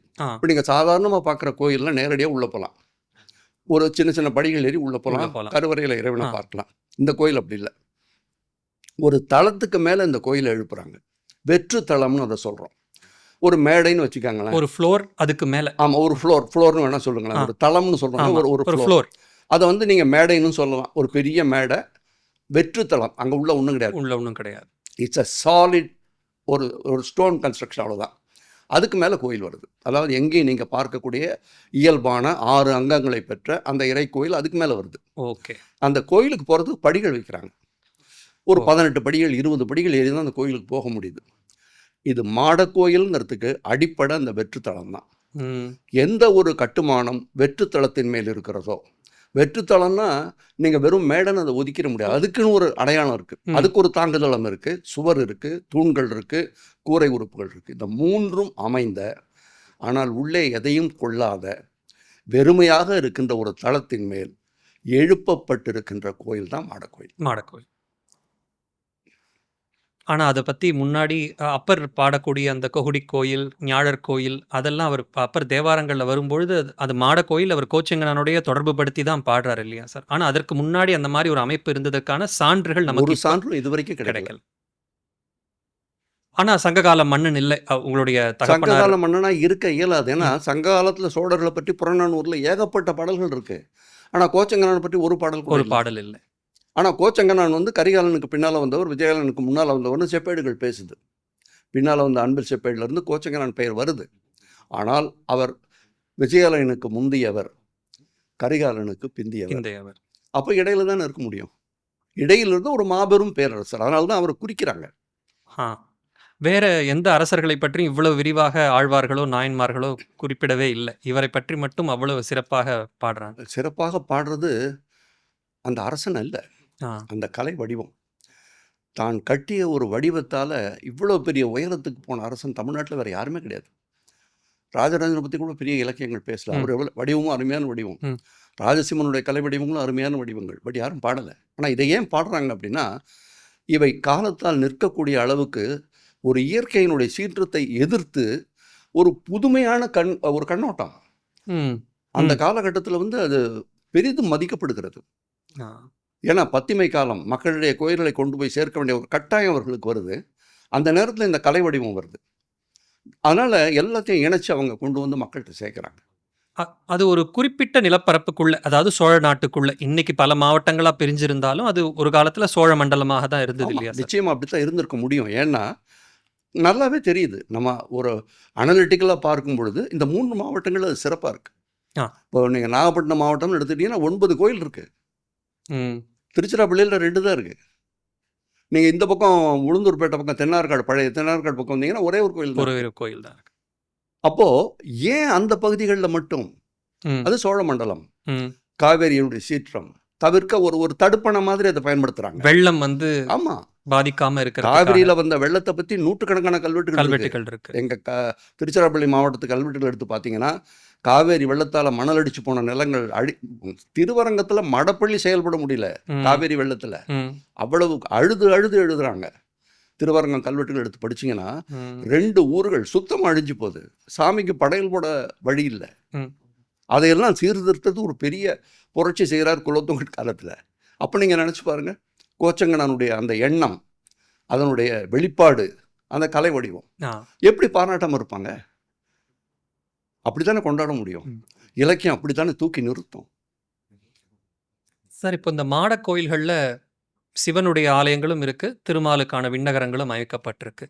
இந்த 2 கோயில்கள் உயரமான தளம் என்பதை தாண்டி மேலே ஏறி பார்க்கும் பொழுது அங்கே இருக்கக்கூடிய சன்னதிகளுடைய அமைப்புகளில் ஏதாவது வித்தியாசம் இருக்கா? அப்போ சிவன் ஆலயங்கள்னா மேலே படிகள் ஏறினோன்னு எப்படி இருக்கும், இல்லை விண்ணகரங்கள்லாம் எப்படி அமைஞ்சிருக்குன்னு அதை பற்றி நமக்கு கிராமட்டிக்கலாக புரிஞ்சுக்க முடியுமா சார்? மாட கோயிலுங்கிறது பொதுவான அமைப்பு. உள்ளே இருக்கிற வடிவம் மாறுது. இதில் என்ன ஒரு சிறப்புனா, மற்ற கோயில்களில் நீங்கள் சோமாஸ்கந்தர்னு ஒரு இறை வடிவம் இருக்குது. சிவபெருமான், உமை, குழந்தையா முருகன், தாய், தந்தை, குழந்தை, ஒரு குடும்பம் அப்படிங்கிற ஒரு கோட்பாடை கொண்டு வராங்க. ஏன்னா துறவரம் பற்றி பேசுகின்ற சமயங்கள் இந்த 5ஆம் நூற்றாண்டு 4ஆம் நூற்றாண்டில் நம்மளை அதிகமாக கவர்ந்து கொண்டு இருந்த காலகட்டம். அப்போ தான் இந்த சோமாஸ்கந்தர் உள்ளவர குடும்பம் முக்கியம், இல்லறத்துக்கு பிறகுதான் துறவரம் அப்படிங்கிற ஒரு கான்செப்டை நுழைக்கிறாங்க. அந்த அழுத்தத்தை கொடுக்குற சோமாஸ்கந்தர் மாடக்கோயில்களில் இருக்கு. இறைவனுக்கு மட்டும் வெற்றுத்தளம் வச்சு ஒரு மாடக்கோயில் எழுப்பலை. உங்கள் நாகப்பட்டினம் மாவட்டத்திலேயே நீங்கள் பார்த்தீர்கள் என்றால் சோமாஸ்கந்தருக்கும் வெற்றுத்தளம் வச்சு ஒரு கோயில் எழுப்பியிருக்காங்க. அதை சில கோயில்களில் தியாகராஜர்னு சொல்லுவாங்க. ஆமாம், சோமாஸ்கந்தர் தான் தியாகராஜர், தியாகராஜர் தான் சோமாஸ்கந்தர். அப்போது சோமாஸ்கந்தருக்கும் ஒரு சிறப்பு கொடுத்து சிவன் கோயில்களில் அவருக்கு அதாவது மூல இறை வடிவத்துக்கு இணையாக இந்த குடும்ப வடிவத்தையும் கொண்டு வராங்க. அது வந்து செப்பு திருமேனிகளாக வரக்கூடிய காலகட்டம். ஏன்னா கற்சிற்பங்களாக இருந்த சோமாஸ்கந்தர் சோழர் காலத்தில் செப்பு வடிவங்களாக மாறி திருமேனிகளாக அதுக்கும் ஒரு வடிவம் திருப்பணி செய்த காலத்துலையும் வைக்கிறாங்க. திருப்பணி காலத்திலையும் இறை வடிவத்துக்கு மட்டும் இல்லாமல் சோமாஸ்கந்தர் வடிவத்துக்கும் வருது. அப்போது 2 விமானங்கள் வருது. சிவன் கோயில்களில் பார்த்தீங்கன்னா 2 விமானங்களுக்கும் இருக்கு. 2 விமானம்ங்கிறது சிவலிங்கம் இருக்கக்கூடிய கருவறை இருக்கிறது, அது முதன்மை கருவறை, முதன்மை விமானம். அது இல்லாமல் சோமாஸ்கந்தருக்கும் அதே மாதிரி வெற்றுத்தளத்தோட ஒரு மாடக்கோயில் இணையா. பல நேரங்களில் 2ஐயும் இணைச்சே செய்கிறாங்க. இந்த விமானத்தை பார்த்துட்டு அதுக்கு போகிற மாதிரி இந்த படிக்கட்டுகள் ஏறி இந்த விமானத்தை ஒரு சுற்றி இறையகத்தை பார்த்துட்டு சோமாஸ்கந்தரை தரிசிச்சுட்டு அதுக்கு பிறகு அந்த விமானத்துக்கு போய் அங்கே முதன்மை இறைவனை வணங்குற மாதிரி. இது ஒரு சிறப்பு. இதை வைணவத்திலையும் பின்பற்றுகிறார்கள். இப்போ நாகப்பட்டினம் மாவட்டத்தில் கீழையூர்னு ஒரு கோயில் இருக்குது. அங்கே பார்த்தீங்கன்னா அதிரூபவல்லி தாயார், அவங்களுக்கும் வெற்றுத்தளத்தோட ஒரு மாடக்கோயில். அந்த கடைசியில் ஆண்டாள் அம்மைக்கும் வெற்றுத்தளத்தோட ஒரு மாடக்கோயில். இங்கே முதன்மை இறைவன் பெருமாள் படுத்துக்கிட்டு இருக்கார், பாம்பு மேலே அழகாக படுத்துட்டு இருக்கார். கிடந்த கோலத்தில் இருக்கிற பெருமாளுக்கு கீழையூர். அது என்னன்னா 3 தளங்களோடு அமைந்த நாகப்பட்டினத்தின் ஒரே மாடக்கோயில். அதுதான் 3 தளங்கள், இறையகத்துக்கு 3 தளங்கள். பொதுவாக ஒரு தளமாக இருக்கும், 2 தளமாக இருக்கும். இங்கே சாலை வடிவத்தில், ஏன்னா படுத்திருக்காரு இறைவன். எங்கே படுத்திருக்காரோ விஷ்ணு பள்ளி கொண்ட இடங்கள்ல விமானம் வந்து சாலை வடிவில் இருக்கும். அதாவது செவ்வக வடிவ ரெக்டாங்குலராக இருக்கும் கருவறை. கீழையூரில் அந்த சிறப்பு இருக்குது. இது வந்து குறிப்பிடத்தக்க மாற்றம். மற்றபடி வெளி வடிவத்தில் ஒன்றும் பெரிய மாற்றங்கள் இல்லை. அதே அமைப்பு தான். மாடக்கோயிலுங்கிற அந்த அமைப்பில் எந்த மாற்றமும் இல்லை. வைணவத்துக்கோ சைவத்துக்கோ மாற்றி அமைக்கலை. ஆனால் சிறப்பு கொடுக்குறாங்க. அங்கே சோமாஸ்கந்தர் கூடுதலாக வராரு, இங்கே வந்து இறைவி வடிவங்களுக்கும் நமக்கு அதே மாதிரியான கட்டுமானங்கள் அமையுது. இப்போ நாகை மாவட்டத்துக்குள்ள இருக்கக்கூடிய மாட கோயில்களில் கீழ்வேளூர் பற்றி மிக விரிவாக சொன்னீங்க. அதே போல நாகை மாவட்டத்துக்குள்ளே இருக்கக்கூடிய நாகப்பட்டினத்துக்குள்ள இருக்கக்கூடிய மலை ஈஸ்வரம் அப்படிங்கிற கோயிலை பற்றி சொல்லியிருந்தீங்க. அதனுடைய சிறப்புகள், அதனுடைய கட்டுமான அமைப்பை பற்றி கொஞ்சம் சொல்ல முடியுமா சார்? நான் ஒன்று சொன்னால் நீங்கள் கோச்சிக்கூடாது. நாகப்பட்டினத்தை ஏன் நாகைங்கிறீங்க? சுருக்கவே கூடாது. அந்த ஊர் பேரே போயிடுதுல்ல. மன்னிக்கணும் சார். கோச்சிக்காதீங்க. இல்லை இல்லை சார். இப்போ எங்கள் ஊர் திருச்சிராப்பள்ளி. திருச்சின்னு சொன்னீங்கன்னா அதில் என்ன இருக்குது? சீன்னு இருக்குது. உங்கள் ஊரை சீன்னு சொன்னால் ஒத்துப்பீங்களா? எங்கள் ஊர் பேர் சிராப்பள்ளி சார். சிராப்பள்ளி. திருங்கிறது மரியாதைக்கு இருக்குது. ஒரு இச்சை போட்டு திருச்சின்னு சொல்லுறீங்க. ஊர் பெயர்களை வந்து நம்ம குறைச்சோன்னு வச்சுக்கோங்க, நாளைக்கு மக்கள் அந்த ஊர் அதான் ஊர் பெயர்னு நினச்சிக்கோங்க. புதுக்கோட்டையை புதுக்கைங்கிறோம். ஆமாம் சார். நாகை வேண்டாம், நாகப்பட்டினம் அப்படி சொல்லுங்கள். நீங்கள் அப்புறமா ஒரு முறை அதை சொன்னீங்க, அப்போ உண்மையிலேயே எனக்கு மகிழ்ச்சியாக சரி நீங்களே மாற்றிக்கொண்டீங்க அப்படின்னு. முடிந்த வரையில் பெயர்களை முழுமையாக சொல்வது அந்த பெயர்கள் வாழ்வதற்கான வழி. சுருக்குவோமானால் அது இன்னும் சுருங்கிடும், காணாமலே போயிடும். மன்னிக்கணும் சார். இல்லை இல்லை, அதுக்காக இல்லை, இயல்பாக அது இருக்கட்டும்ங்கிறத. மலை ஈஸ்வரம் பற்றி கேட்டீங்க. தமிழ்நாட்டில் எனக்கு தெரிஞ்சு ஒரு டச்சு கல்வெட்டு இருக்கக்கூடிய இறைக்கோயில் நாகப்பட்டினத்தில் மலை ஈஸ்வரம். 3 மொழியில் அங்கே கல்வெட்டு இருக்கு. ஆங்கிலம், தமிழ், டச். அது 1777 டச்சு கவர்னர், ஆளுநர், அவர் பேர் வான்விழி சிங்கன். ரெய்னியர் வான்விழி சிங்கன்கிறவர் திருப்பணி பண்றார் கோயிலுக்கு. அவருடைய காலகட்டத்தில் தான் மலை ஈஸ்வரம் தன்னுடைய பழைய நிலைக்கு போகுது. அதை அந்த 3 கல்வெட்டுகளும் சொல்லுது. நல்ல காலமாக அந்த 3 கல்வெட்டுகளும் நல்ல நிலையில இருக்கு. இதை வந்து நம்ம கட்டாயமாக போற்றி கொண்டாடணும். ஏன்னா ஒரு வெளிநாட்டு அரசர் அல்லது ஒரு ஆளுநர் நம்ம கோயில் மேலே இவ்வளோ ஆர்வம் எடுத்து அதை சிறப்பாக செஞ்சுருக்கிறார். ரொம்ப சின்ன சின்ன கல்வெட்டுகள் தான் இவர் செய்தார் இந்த காலத்தில், அவ்வளோதான் இருக்குது அதில் செய்தி. ஆனாலும் அது ஒரு பெரிய வரலாற்று செய்தி நமக்கு. இந்த மலை ஈஸ்வரத்தில் இன்னொரு பெரிய சிறப்பு என்னென்னா, பொதுவாக நம்ம கருவறையில் இறையகத்தில் சிவன் கோயில்களில் சிவலிங்கம் தானே பார்க்குறோம். ஆமாம் சார். இங்கே வந்து இந்த இறையகத்தில் ஒரு சிம்ம வடிவத்தை காட்டுறாங்க. சிவலிங்கமும் இருக்கு. கருவறையினுடைய பின்சுவரில் அந்த பின்சுவரை ஒட்டி ஒரு சிற்பம், கல் சிற்பம். அது வந்து சிம்மம் உட்கார்ந்து இருக்கிற மாதிரி. கருவறைக்குள்ளேயே கருவறையில நடுவில் சிவலிங்கம். இது பின் சுவரில் சிவலிங்கத்துக்கு பின்னால நேர் பின்னால அந்த சுவரை ஒட்டி வச்சிருக்காங்க ஒரு சிம்மம் உட்கார்ந்து இருக்கிற மாதிரி. அந்த சிம்மத்தோட மார்பு பகுதியில் சிவனையும் உமையையும் காட்டுறாங்க. உமா சகிதர், உமா மகேஸ்வரர் அப்படிலாம் சொல்றோம் இல்லையா? இறைவனும் இறைவியும் ஒரு பக்கத்தில் ஒருத்தர் உட்கார்ந்து இருக்கிற அந்த அற்புதமான காட்சி, அதை உமா மகேஸ்வரர்னு சொல்றோம். சிவன் பார்வதின்னு கொண்டாடுறோம்ல, அதை அந்த சிம்ம வடிவத்தினுடைய மார்பு பகுதியில் காட்டியிருக்காங்க. இப்போ இருக்கிற அந்த வடிவம் வந்து சமீப காலத்தில் செய்யப்பட்டது. ஆனால் அதனுடைய ஒரிஜினல் கீழே இருக்கு. அது சிதைஞ்சு போயிட்டதுனால கீழே கொண்டு வந்து அந்த கோயிலுக்கு முன்னாடி வச்சிருக்காங்க. திருச்சுற்றில் இருக்கு. அது சோழர் காலத்து பல்லவர் காலமா இருக்கணும். பல்லவர் காலமா. ஏன்னா நீங்க நினைச்சு பாருங்க, மாமல்லபுரம் கடற்கரை கோயில் பக்கவாட்டுல அங்க ஒரு கொற்றவைக்கு இருக்கு. அது சிம்மத்தினுடைய மார்புல அந்த கொற்றவை எவ்வளவு அழகா, அது வந்து ஒரு சின்ன குடைவரை மாதிரியே பண்ணி உள்ள வச்சிருக்காங்க. இது அப்படி இல்லாம ஒரு பெரிய சதுரமாக்கி உள்ளுக்குள்ள எல்லாம் அங்க கொற்றவை இருக்காங்க. இங்க அப்படி இல்லாத சிம்ம கொற்றவைன்னு நாங்க சொல்லுவோம். ஒரு அற்புதமான சிற்பம் அது. ஏன்னா அது செய்யறது சாதாரண வேலை இல்லை, மிகப்பெரிய சிற்பி செஞ்சிருக்கணும் அதை. இங்கே அதே மாதிரி, ஆனால் உள்ளுக்குள்ளே போகாமல் அந்த மார்பு பகுதியில் மேலோட்டமாக இறைவனையும் இறைவியையும் காட்டியிருக்காங்க. சிம்மம் வந்து இறைவியோட ஊர்தி வாகனம்னு சொல்கிறோம் இல்லையா, சிம்ம வாகினி. ஆமாம் சார். இது வந்து வேற எந்த மாட கோயிலையும் இல்லை, வேற எந்த கோயிலையும் இல்லை. ஸோ நாகப்பட்டினம் மாவட்டத்தில் மலை ஈஸ்வரத்துக்குன்னு அமைஞ்ச ஒரு தனிச்சிறப்பு அது. அதுவும் கருவறை பின்சுவர் சிவலிங்கத்துக்கு நேர் பின்னால். மிகப்பெரிய செய்தி அது. அதே போல் இதுவும் சிறப்பான செய்தி. ஒரு வெளிநாட்டு ஆளுநர் வந்து நம்ம திருக்கோயிலை இவ்வளோ அழகாக திருப்பணி பண்ணி அதுக்கு ஒரு கல்வெட்டும் வச்சுருக்கிறது. 3 மொழியில் கல்வெட்டு கிடைக்கிறது. நாகப்பட்டினத்தில் மட்டும்தான் இருக்குது, தமிழ்நாட்டில் வேறு எங்கேயும் கிடையாது. இதே மாதிரி ரோஸ் பீட்டர்னு ஒரு கலெக்டர் மீனாட்சி அம்மன் கோயிலுக்கு கொடுத்துருக்காரு. ஆனால் அது வந்து ஒரு விளக்கு தூணில் இருக்குது, ஒரு மொழியில் தான் இருக்குது. இங்கே 3 மொழியில் ரொம்ப அற்புதமான ஒரு விஷயம். ஏன்னா அது வந்து மக்களுக்கு தெரிஞ்சால் கொண்டாடுவாங்க.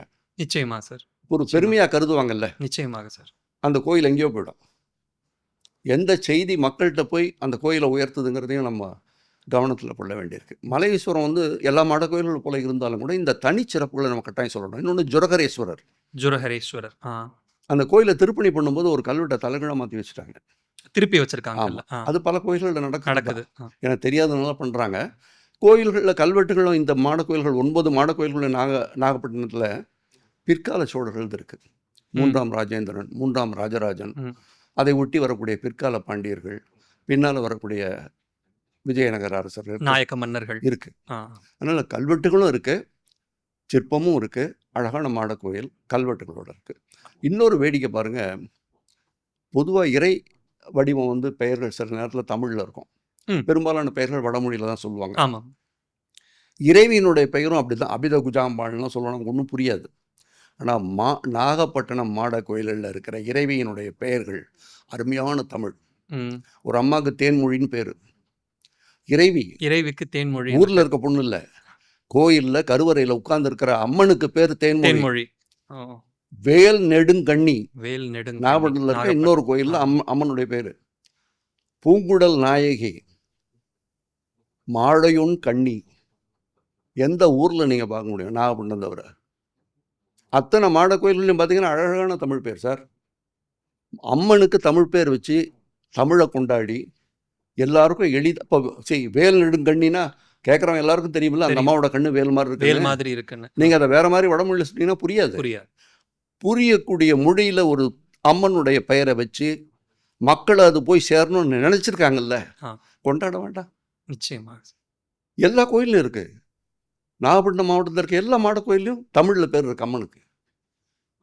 கீழையூர் எடுத்துக்கிட்டிங்கன்னா அதிரூபத்தாயார், அழகுவல்லி, இதெல்லாம் வந்து சிறப்பான செய்திகள்.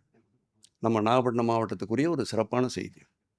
அதே போல் நாகப்பட்டினத்திலேயே அந்த சட்டநாதர் அந்த கோயில் அமைப்பு இருக்கு இல்லையா? ஆமாம், அந்த கோயிலுடைய சிறப்புகள். அந்த மாட கோயில் வந்து அதில் முதன்மை கோயில் வந்து சாதாரண கோயில் தான், எல்லாம் இயல்பான கோயில் மாதிரி தான். இறைவி நம்ம நேராக கோயிலுக்குள்ளே போகலாம்.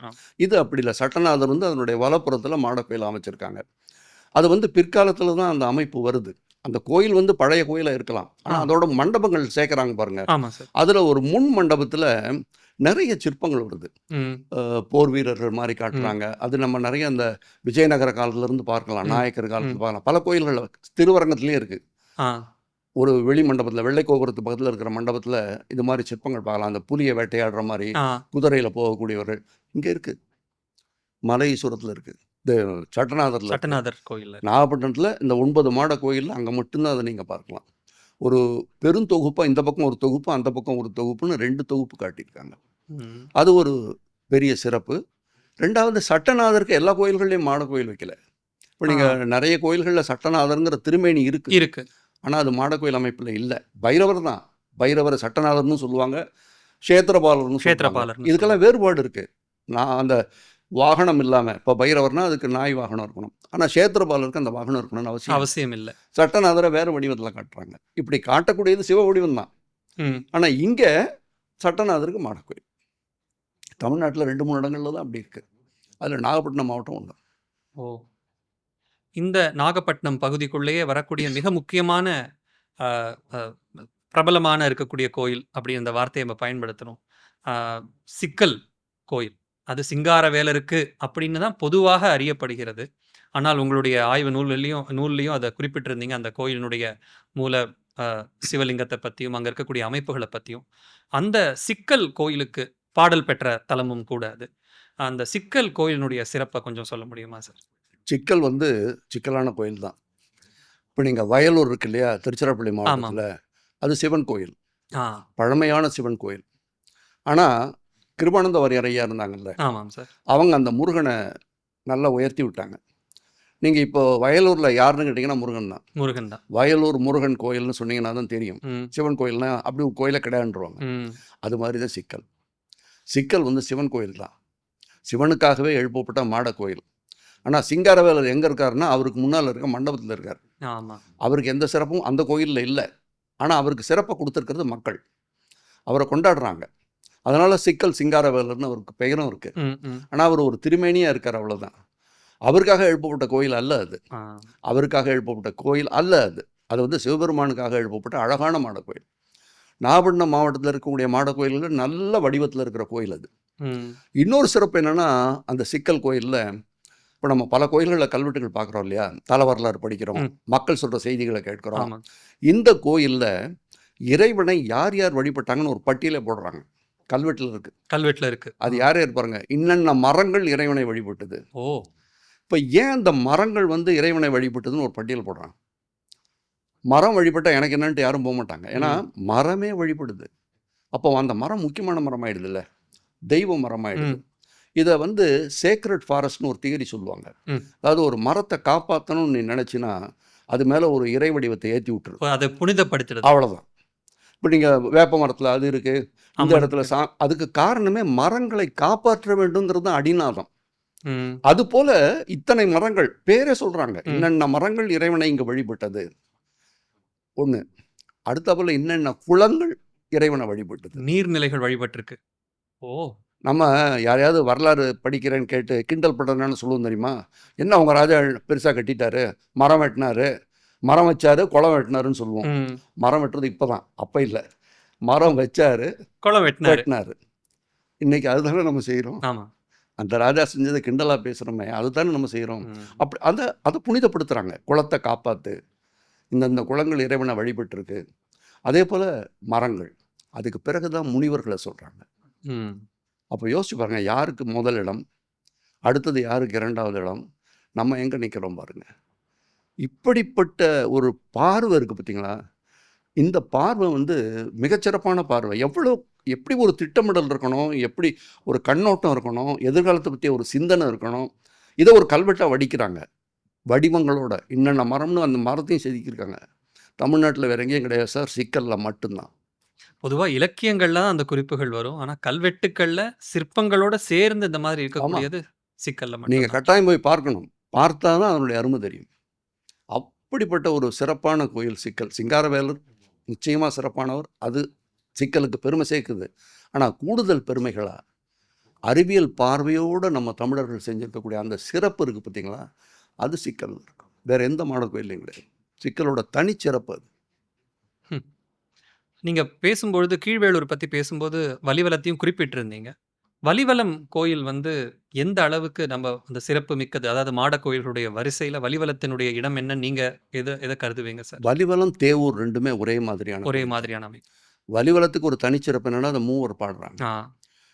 தமிழ்நாட்டில் கண்டுபிடிக்கப்பட்டிருக்கிற 36 மாட கோயிலில் அந்த சிறப்பு வேறு எந்த கோயிலுக்கு கிடைக்கல. மூவரும் பாடியிருக்காங்கன்னா அந்த காலகட்டத்தில் அந்த கோயிலுக்கு ஏதோ ஒரு மிகப்பெரிய சிறப்பு இருந்திருக்கணும் இல்லையா. நிச்சயமா சார். சம்பந்தர் பாடுறாரு, அப்பர் பாடுறாரு, ரெண்டு பேரும் ஒரே காலகட்டம். பின்னால் ஒரு சுந்தரரும் பாடுறாரு. அப்போ தேடி போய் அதை பார்க்க வேண்டிய நிலையில் அந்த கோயில் இருந்திருக்கு. அப்படி ஒரு பெருமை வலிவலத்துக்கு இருக்குங்கிறத நம்ம நினைக்கணும் இல்லையா. மாட கோயில் அப்படின்னு எடுத்துக்கிட்டிங்கன்னா ரெண்டுலேயும் பெரிய வேறுபாடு எதுவும் கிடையாது. ஆனால் நிறைய கல்வெட்டுகள் இருக்குது. ரெண்டு கோயில்லையுமே கல்வெட்டுகள் இருக்குது. ரெண்டுமே இன்னும் நாங்கள் சொல்ல போனால் வலிவலத்தில் புதிய கல்வெட்டு கூட ஒன்று கண்டுபிடிச்சோம். கோபுரத்தினுடைய மேல் கூரையில் ஒரு புதிய கல்வெட்டு எங்களுடைய பேராசிரியர் நளினி கண்டுபிடிச்சாங்க. அருமையான கல்வெட்டு அது. ஒரு ஆடல் பெண் செய்கின்ற கொடையை பற்றிய கல்வெட்டு. அப்போ ஆடல் பெண் அந்த ஊரில் இருந்திருக்காங்க, ஆடல் இருந்திருக்கு, இறைவனுக்கான ஆடல் நிகழ்ச்சிகள் நடந்திருக்கு. இப்படி ஒரு பெரிய தொடர் வருது பாருங்க. ஒரு பெயர் வரலாறு கொடுக்குது. ஆடல் பெண்கிற ஒரு பெயர், ஒரு தொழில் பெயர் நமக்கு வரலாறு கொடுக்குது. அப்படிப்பட்ட சிறப்பு இந்த கோயில்களில் நமக்கு கல்வெட்டுகள் மூலமாக கிடைக்குது.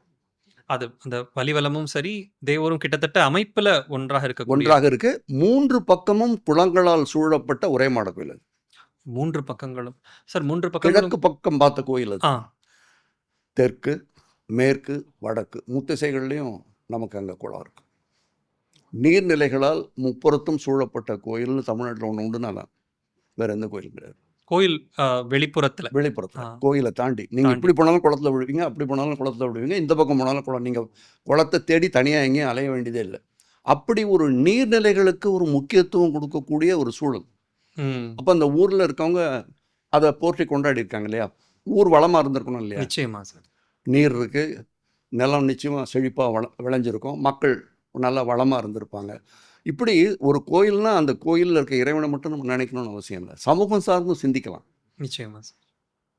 அதே போல் நாகப்பட்டினம் பகுதியில் இருக்கக்கூடிய கீழையூர் மாடக்கோயில், அதில் நீங்கள் பார்த்து வியந்த, நீங்கள் கண்டுபிடித்த, ஏன்னா நிறைய மாட கோயில்களில் புதிய சிற்பங்களையும் கல்வெட்டுக்களையும் நீங்க கண்டுபிடித்து அதை வந்து வெளி உலகத்திற்கு கொண்டு வந்திருக்கீங்க. அந்த கீழையூர் கோயில்ல நீங்க பார்த்த அல்லது கண்டுபிடித்த ஏதாவது ஒரு விஷயத்தை பத்தி பகிர்ந்து கொள்ள முடியுமா சார்? நிச்சயமா. ஏன்னா கிழையூர் கோயிலில் வந்து நான் சொன்னார் போல் ஆண்டாளுக்கும் இறைவிக்கும் மாட கோயில் இருக்குது, ம். 2 பேருக்கும். அதை விட சிறப்பு என்னென்னா, அந்த இறைவன் கோயிலுக்கு போகிறோம் பார்த்தீங்களா, ஆமா சார். முன் மண்டபத்தில் 2 பெரிய தூண் இருக்குது. ஓகே. இந்த 2 தூண்லேயும் 2 கல்வெட்டு இருக்குது, படி எடுக்கப்படலை. கல்வெட்டுகள். ஆமாம், எங்களுடைய பேராசிரியர் நளினி அதை படித்து நாங்கள் அதை பதிப்பிச்சிருக்கோம். அந்த கோயிலுக்கு யார் யார் திருப்பணி பண்ணாங்கன்னு மரபு வழி சொல்கிறாங்க. ஓ. கொள்ளு தாத்தா, தாத்தா, அதுக்கடுத்து மகன், பேரன், இந்த 4 தலைமுறையில் கோயிலுக்கு என்னென்ன கடமைகளை செய்கிறாங்க. ஒரு குடும்பம் ஒரு கோயிலுக்கு எப்படி உதவ முடியும்? அவங்களுக்கு 1000 வேலை இருக்கும். அவங்க வாழணும், அவங்க குடும்பம் வாழணும், தலைமுறைகள் வாழணும், இந்த சிந்தனையெல்லாம் அவங்களுக்கும் இருக்கும். அதை தாண்டி ஒரு கோயிலுக்கு ஒரு தலைமுறை, ஒரு 4 தலைமுறைகள் உதவுதுங்கிறத நாகப்பட்டினம் மாவட்டத்தில் 2 கோயிலில் பதிவு பண்ணியிருக்காங்க. ஒன்று கீழ்வேளூர், அற்புதமான கல்வெட்டு சார், படத்தோடு இருக்குது, சிற்பத்தோடு இருக்குது. வடமலையப்ப பிள்ளைன்னு ஒரு பெரியவர் இந்த கோயிலுக்கு அவ்வளோ செஞ்சுருக்காரு. அதுக்கு பிறகு இதே மாதிரி தலைமுறைகள் 4 தலைமுறை பீப்புள் செஞ்சதை சிற்பங்களோட பெரிய கல்வெட்டு காப்பி ஆகலை. நாங்கள் தான் அதை படித்து பதிப்பித்தோம். கீழ்வேளூர் கோயிலில் இருக்குது. தலைமுறைகள் செய்கின்ற திருப்பணிகளை பதிவு செய்திருக்கின்ற 2 சிறப்பான கோயில்கள் நாகப்பட்டினம் மாவட்டத்தில் இருக்குது. கீழ்வேளூரும் கீழையூரும். கீழையூரில் இன்னொரு சிறப்பு என்னென்னா, இதை தாண்டி இந்த முத்தள விமானம்னு சொன்ன பார்த்தீங்களா, அந்த விமானத்துக்கு அந்த கருவறையில் இறைவனை பார்க்க போகும்போது 2 செப்பு திருமேனிகள் இருக்குது, தொகுதி, 2 தொகுதிகள். ஒன்று ராமர் தொகுதி, ராமர், லட்சுமணர், சீதை, அனுமன், அற்புதமான திருமேனி, சோழகால செப்பு திருமேனி. இன்னொரு பக்கம் கோபாலர், அவருடைய 2 தேவிகள். நாங்கள் அந்த சிவாச்சாரியார்கிட்ட கேட்டோம், எப்படி இந்த, ஏன்னா அந்த கோயிலில் வந்து பாதுகாப்பு இதெல்லாம் ரொம்ப குறைவு. ருக்மிணி சத்யபாமாவோட இருக்கக்கூடிய அதுவும் சோழர் காலத்து திருமேனியா சார்? அற்புதமான திருமேனி, இவ்வளோ உயரம் நம்ப மாட்டீங்க. செப்பு திருமேனின்னா இவ்வளோதான் இருக்கும். நல்ல இவ்வளோ பெரிய உயரம். 2 தொகுதியுமே கண்ணார கண்டு ரசிக்கலாம். நீங்கள் இப்போ சொன்ன அந்த 9 கோயில்களில் நடராசர் திருமேனி இருக்குது. நான் சொன்ன போல் அந்த கீழ்வேளூரில் அர்த்த சொஸ்திகம் இருக்குது.